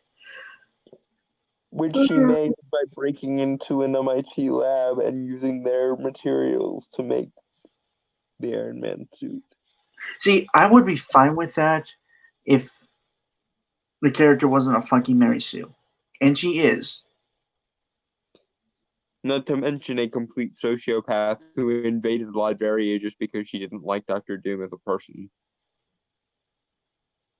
Yeah.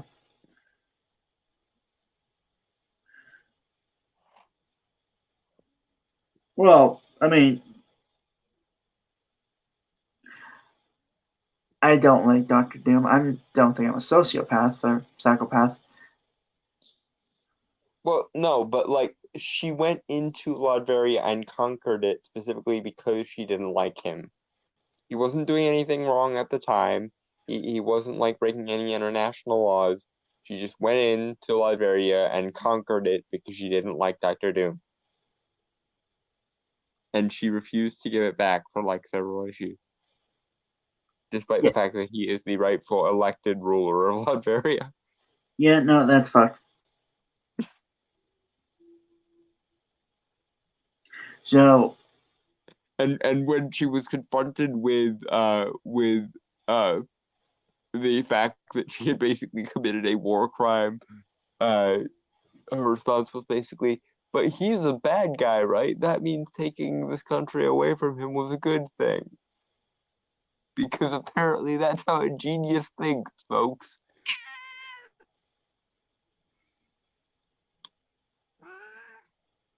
and there is ISIS, and not the terrorist group, folks, the cat. Yeah, that's my cat. She apparently has opinions on this. She's being very talkative today. Do you like Riri Williams, Caddy? She's giving the phone a look like, how dare you even ask me such a thing? And That's a I good am answer. laughing hysterically. You've taught her well, Dalton. That is oh, good kitty. I love you so much right now. Yeah, okay. But the whole breaking into MIT to create the armor, that's fine. I think could work as the character not having like the billions of dollars of tech that Tony has. Mm-hmm. But the But fact, to be fair, he made his in a cave in fucking Iran somewhere. yeah, the prototype. I'm talking about like the others. I'm talking about how she's able to build basically a working replica, a true replica of his modern Iron Man suit. That's impressive. Don't get me wrong. It wasn't the modern one. It was something analogous to like his first model. Her first suit. Yeah. Okay, well then never mind. It wasn't quite as low grade as the prototype that he made in the cave, but it was like his Mark One armor. Okay.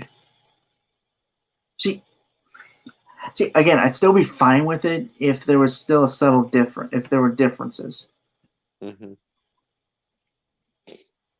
And that's why I wish she had made it like with lesser material. Like if she had made it out of like scrap metal from a like Junk car?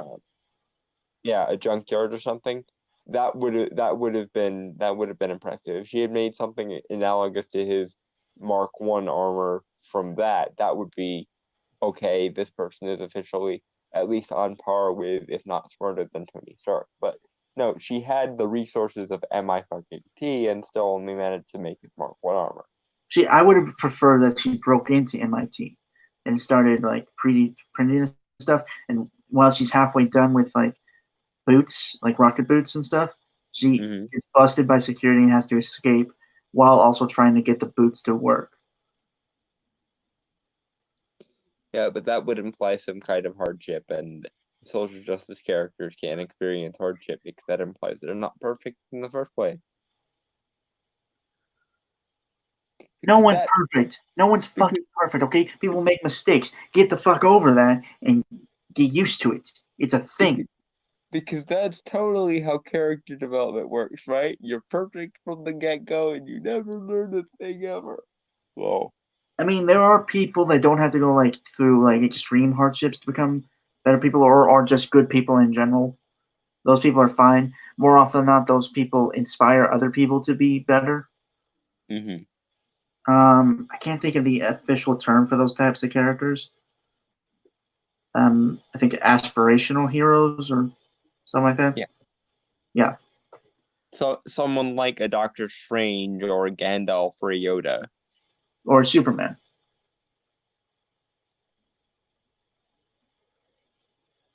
I guess he counts, although I Well, never. okay, yeah. Looking back, he does go through some arcs and becomes better and changes. So yeah, he doesn't count. That's my bad.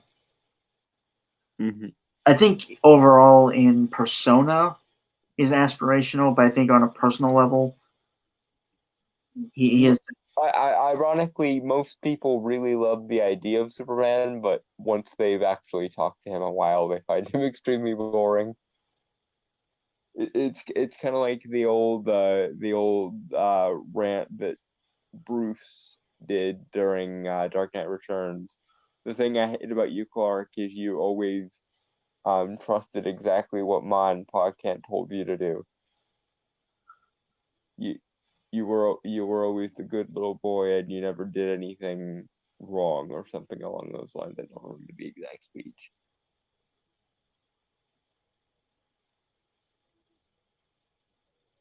Yeah. Okay. Ironheart shows major significance as a potential on-screen hero. No, she does not. As a young woman of color in STEM, Riri Williams shows the potential to inspire thousands of people, especially young girls of color, who look like her, that not only can they become heroes, but to enter the STEM field, which have been lacking in diversity. Fuck off. Society and culture have no obligation to cater to your particular moral whims. Deal the fuck with it, please. And learn to appreciate characters and entities for their individual merits, not for their demographical consistencies. Fuck you.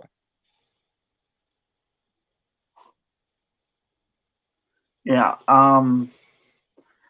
Her character has already showed ramifications in the real world, as seen by MIT's student-made film featuring real-life MIT student Aomide Fatunde. I'm sorry I butchered that name. I'm sorry. A chemical engineering major as a parallel to Riri's heroic character. Jesus Christ. That's honest. I'm going to say that's honestly kind of racist. She's not a Riri, I'm assuming, is like, yeah, she's an engineering major, not chemical. Presumably mechanical or Yeah, electrical. yeah. So, and what Riri is not heroic. She's barely a character. And insofar as she is the character, she's kind of a disturbed sociopath with narcissistic tendencies. Honestly, I would have preferred the version your boy Zach came up with like a few years back. Where she's a villain. Yeah, Yeah. and that's pretty much it. What other young heroes do you believe deserve a shout out in the MCU? Let us know in the comments. Honestly, just Hulkling and Wiccan. I don't care about anyone else in the younger generation at the moment. Like, just Hulkling and Wiccan, and I'll be happy. Give me a Marvel Universe romantic comedy between the two of them, and I will be pleased. Right. Again, I think these characters have potential, but they've been fucked over and squandered too much in recent years. Mm-hmm.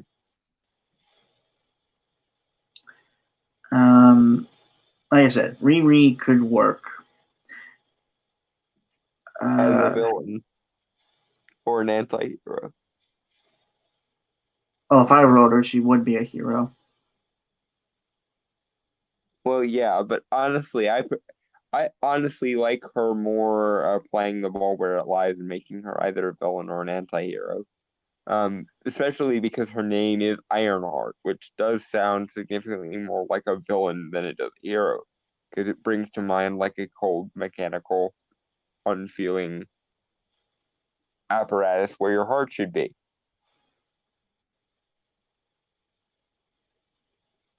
Mm-hmm.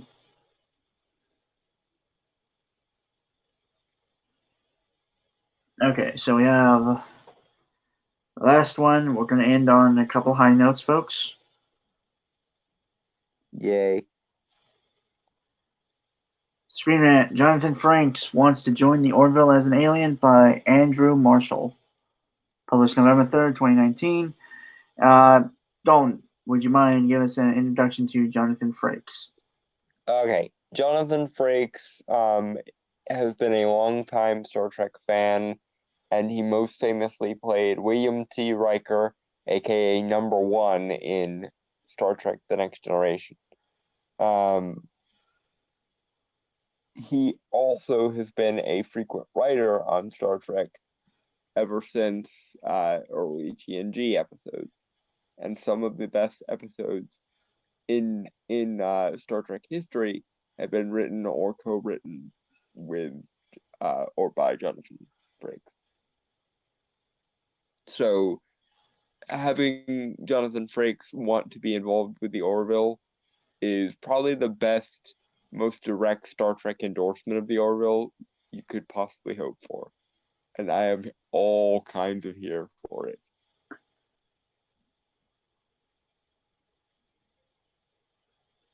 Mm-hmm.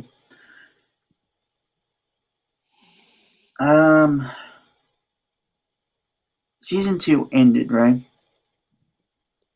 Yes. That was the season that ended with the Kaylon part of it. Well, it ended with the time travel thing, right? And like the alternate timeline thing. The Orville? Yeah, like the second season. Like the alternate timeline where Kelly decided not to go out with Ed that second time and kind of keep the cycle of the original timeline thing. Again, time travel I find very confusing most of the time. And he created that alternate timeline. Oh, the episode where they went, where their past selves got mingled in, and young Kelly and old Kelly basically ended up having to bond with each other. I think that that was the last episode. Okay, and it's moved to Hulu, correct?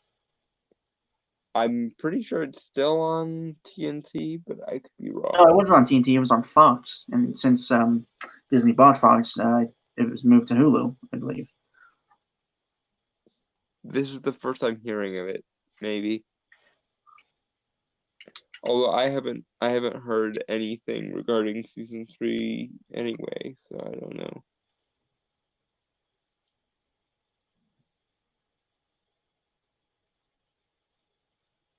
Yeah, it's moving to Hulu. That makes me sad because now I can't watch The Orville. I don't have Hulu. I think you can have like a 1 free week. It's not enough time to binge multiple seasons of The Orville. Right, okay, so Jonathan Frakes wants to join the Orville as an alien. Jonathan Frakes has expressed interest in playing an alien on the Orville. The brainchild of Family Guy creator Seth MacFarlane, the show is set 400 years in the future on the titular mid-level exploratory starship of the Planetary Union, focusing on the missions of the slightly dysfunctional crew who populate it. After overcoming initial marketing failures that sold it as a parody of Star Trek rather than the homage it was intended as, yeah, I have to admit, when I first saw the first trailer, I thought it was a parody. I was so happy that there wasn't as much McFarlaneisms in the Orville as there looked to be.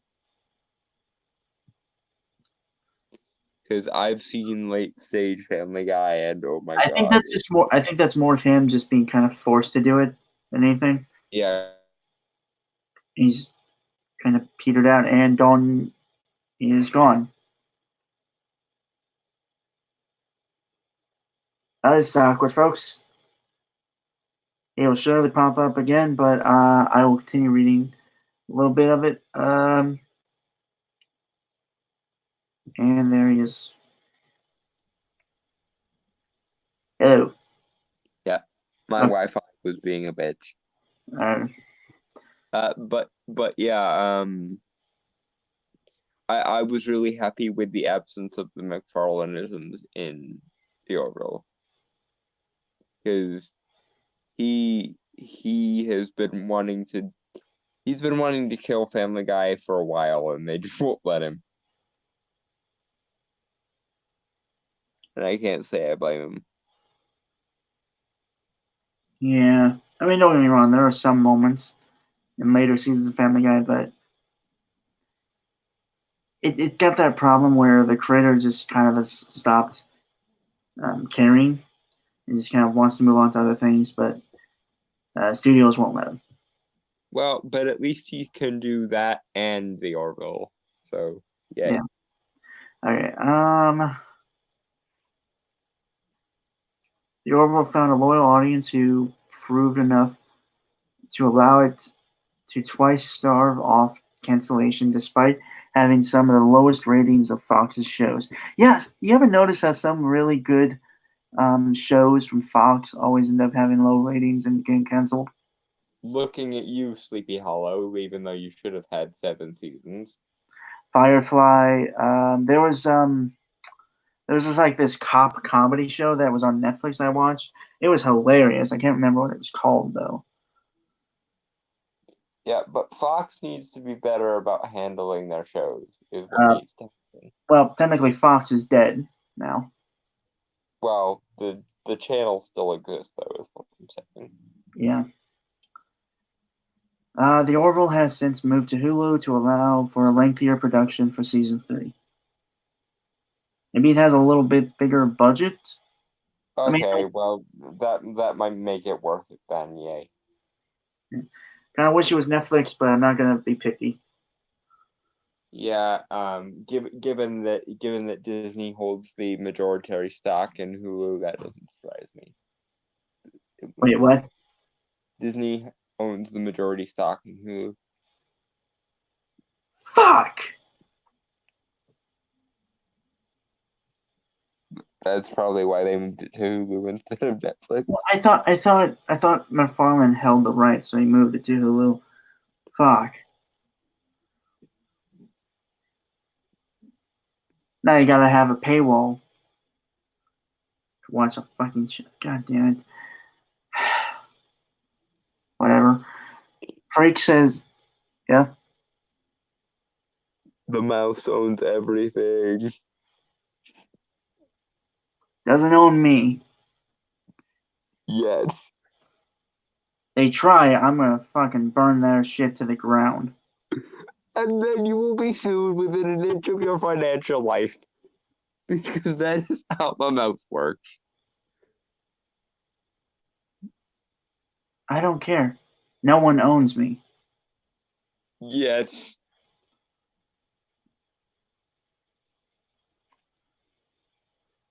I'd rather die free than live in chains. I believe that's a quote, but I'm not. Yeah, but the beautiful thing about Disney is they don't give you a choice. Whatever. Or if they do give you a choice, they find some way of making it both. Like, you will live in chains, but only as a brain damaged husk, because that way you won't know you're in chains. This got dark. Yeah. Don't fuck with the mouse, folks. In other words, Mickey Mouse can go suck a dick. And I just want to say I fully welcome our new Disney overlords. Don't shoot me in the head, please. I'd like to remain alive. Also, hi Disney ciphers. Any Disney bastards are listening to this, go fuck yourselves. And it was nice knowing you while it lasted, Prince. Or if you spontaneously disappear in the next week or so, we'll know what happened. Yeah, okay, Frakes is best known to sci-fi fans and the rest of the world from Star Trek: The Next Generation, the iteration from which the Orville takes most of its inspiration. He portrayed Commander William Riker, the stalwart first officer of Patrick Stewart's Captain Jean-Luc Picard, and a man possessed of the most unique manner of taking a seat you will ever encounter. The result of a back injury Frakes sustained during an early job moving furniture. Huh. Neat little trivia there. Yeah, I wasn't aware it was because of the moving furniture. I did know it was because of a back injury, but I didn't know. Beyond the realms of Star Trek, he is best known for Gargoyles, one of the best animated children's shows of the 90s, in which he voiced David Goddamn Xanatos. right.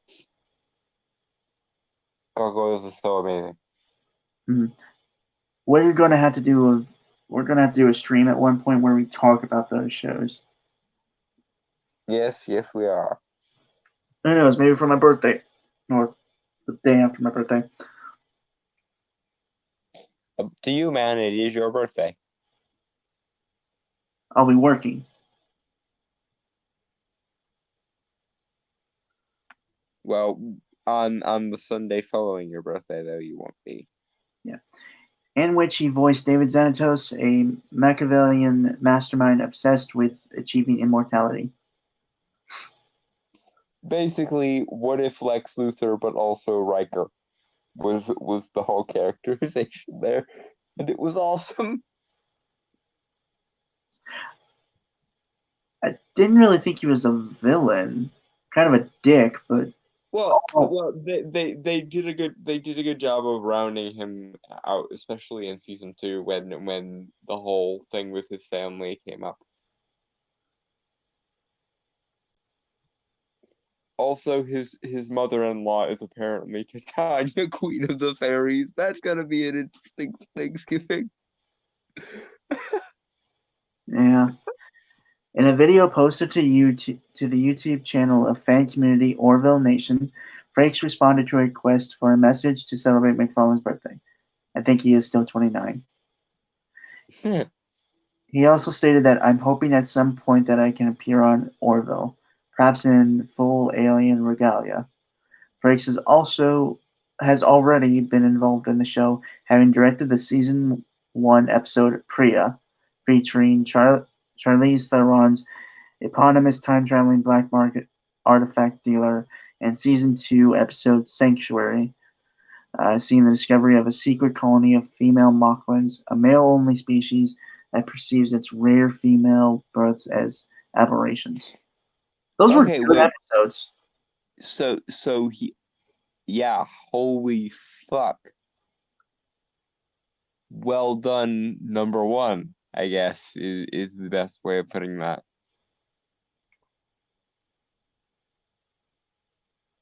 You want to watch the video, or shall we read this first and then watch the video? Read it first, and then we can banana. All right. Frakes has been stepping behind the camera for almost 20 years, beginning with a number of Next Generation episodes, as well as Deep Space Nine, Voyager, Discovery, and the upcoming Picard, and the movies First Contact and Insurrection. Beyond Star Trek, he has helmed multiple genre works, including the latter 2 of the Librarian trilogy of fantasy adventure TV movies, and its follow-up Wait, TV wait, wait, series. wait, wait. He was involved in the Librarian movies? Yeah, I think he directed them. Holy And fuck. the TV series. I am rarely speechless, but holy fucking goddamn it. That's That's not all, my friend. I feel like crying tears of joy. The Librarians is one of my favorite franchises ever. I have seen a few of the movies years ago. Frakes has also directed periodic episodes of numerous other TV shows, including Dollhouse, Roswell, Powers, Falling Skies, Agents of S.H.I.E.L.D., and The Gifted. Those are significantly less impressive, but I'm still on the Librarians. Holy fuck. Says you, by the way. I've seen a little bit of Falling Skies. Really enjoyed the first season. Never got around to the other seasons because, I don't know, for some reason TNT didn't really advertise the rest of them. Never seen Roswell. Seen a little bit of Powers, which was it was based on a comic book that I actually got the first issue for. It was like a deconstruction of superheroes. Yeah. The show was pretty cool from what I had seen of it, mainly because it had a really cool actor who played Jimmy in Hardcore Henry, the side character. That movie was so fucking cool. Yeah, so that's what. Needs a sequel. Yeah. I'm honestly curious which Agents of S.H.I.E.L.D. episodes he's directed. Beyond voice acting, small role. Go ahead. Beyond voice acting, small roles and cameos referencing his Star Trek fame, Frakes has largely stepped away from acting, although having already been involved in the production of The Orville, and may be straightforward enough to step in front of the camera again should he come back to direct further episodes, perhaps as a high-ranking military commander of recurring series antagonist The Krill, or a race of reptilian humanoids driven by aggressive theocratic xenophobia. I know that's a reference to one of the original villains of Star Trek, but I can't remember what they're called. The Klingons? No, reptilian humanoids driven by aggressive theocratic xenophobia. Reptilian humanoids. That would be the Cardassians. Yeah. Not to be confused with the Kardashians, which always gets very confusing when you talk about the Kardashians. Yeah. This would give him a significant role in a story, but not require him to be around all the time, as his schedule would presumably not allow for regular on-screen involvement in the show. Also, I'm surprised it didn't they didn't mention one of his other major roles, which was in the series Factor Beyond Belief Fact or Fiction. He was the host of that for all the seasons except one. And I have the video right here. Alrighty, shall we, Banana? Let's banana.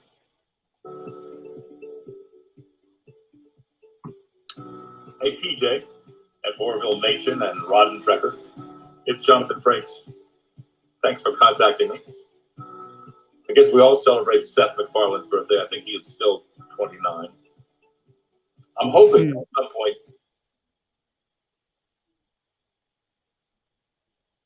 Banana. He got old. I can appear on Moorville. Perhaps full alien regalia. Anyway, thanks for contacting me. Have a wonderful day and live long and prosper.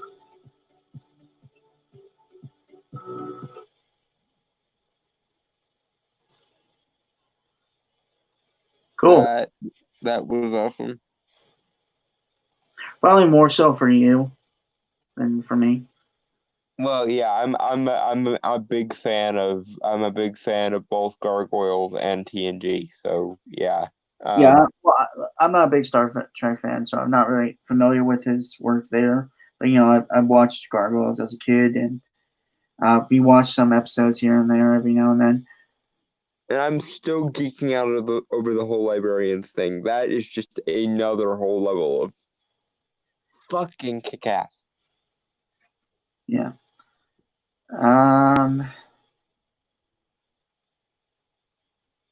Yeah, so we ended on a pretty good high note. I hope at some point he does.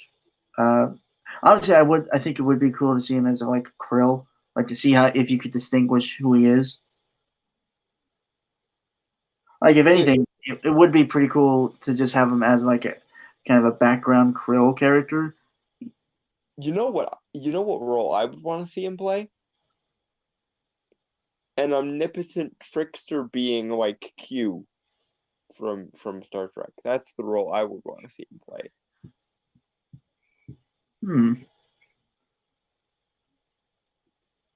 That'd be neat.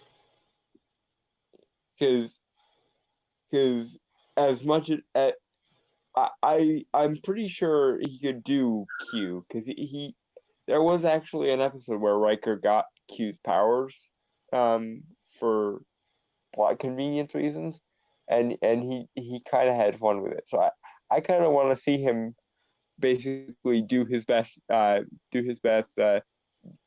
DeLance impression and go all Q on Captain Mercer. That sounds like it would be absolutely epic to me. Yeah. Yeah, I don't really to add or say. Unfortunately. Put him in the show. Yeah. Is really all I have to say about that. Honestly, I want to see him kind of channel a little bit of Xanatos. David Xanatos. Have him be kind of the like mustache twirling villain. Yes. See, I had always saw there was kind of a very complex nature to David Xanatos. Well, there is, especially in season 2 when the whole fairy thing happens with his son and so forth. I'm just saying, I like him best when he's going all mustache twirling villain. Yeah. When he embraces the camp of it. Cool. Although the best part of that was the best part of Gargoyles was probably Brent Spiner's Puck, because apparently all of the major actors from Star Trek had to make an appearance at least once in Gargoyles. So yeah, comic recommendations before we cap off this wonderful return to form for us. Okay, basically anything with Hulkling and Wiccan in it, more or less, is recommendable because Spawn, since I talked about him, pretty much early '90s Spawn stuff. I unfortunately haven't been able to read anything as of late. Not even the comics I got from my con. And the comics I got from my shop like a month ago. Because again, work has been kind of kicking my ass, and I've been too tired and doing shit and stuff.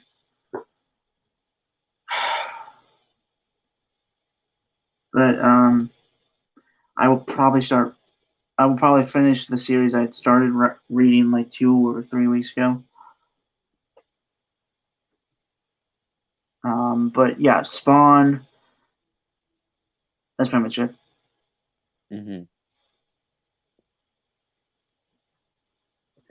So, with that, folks,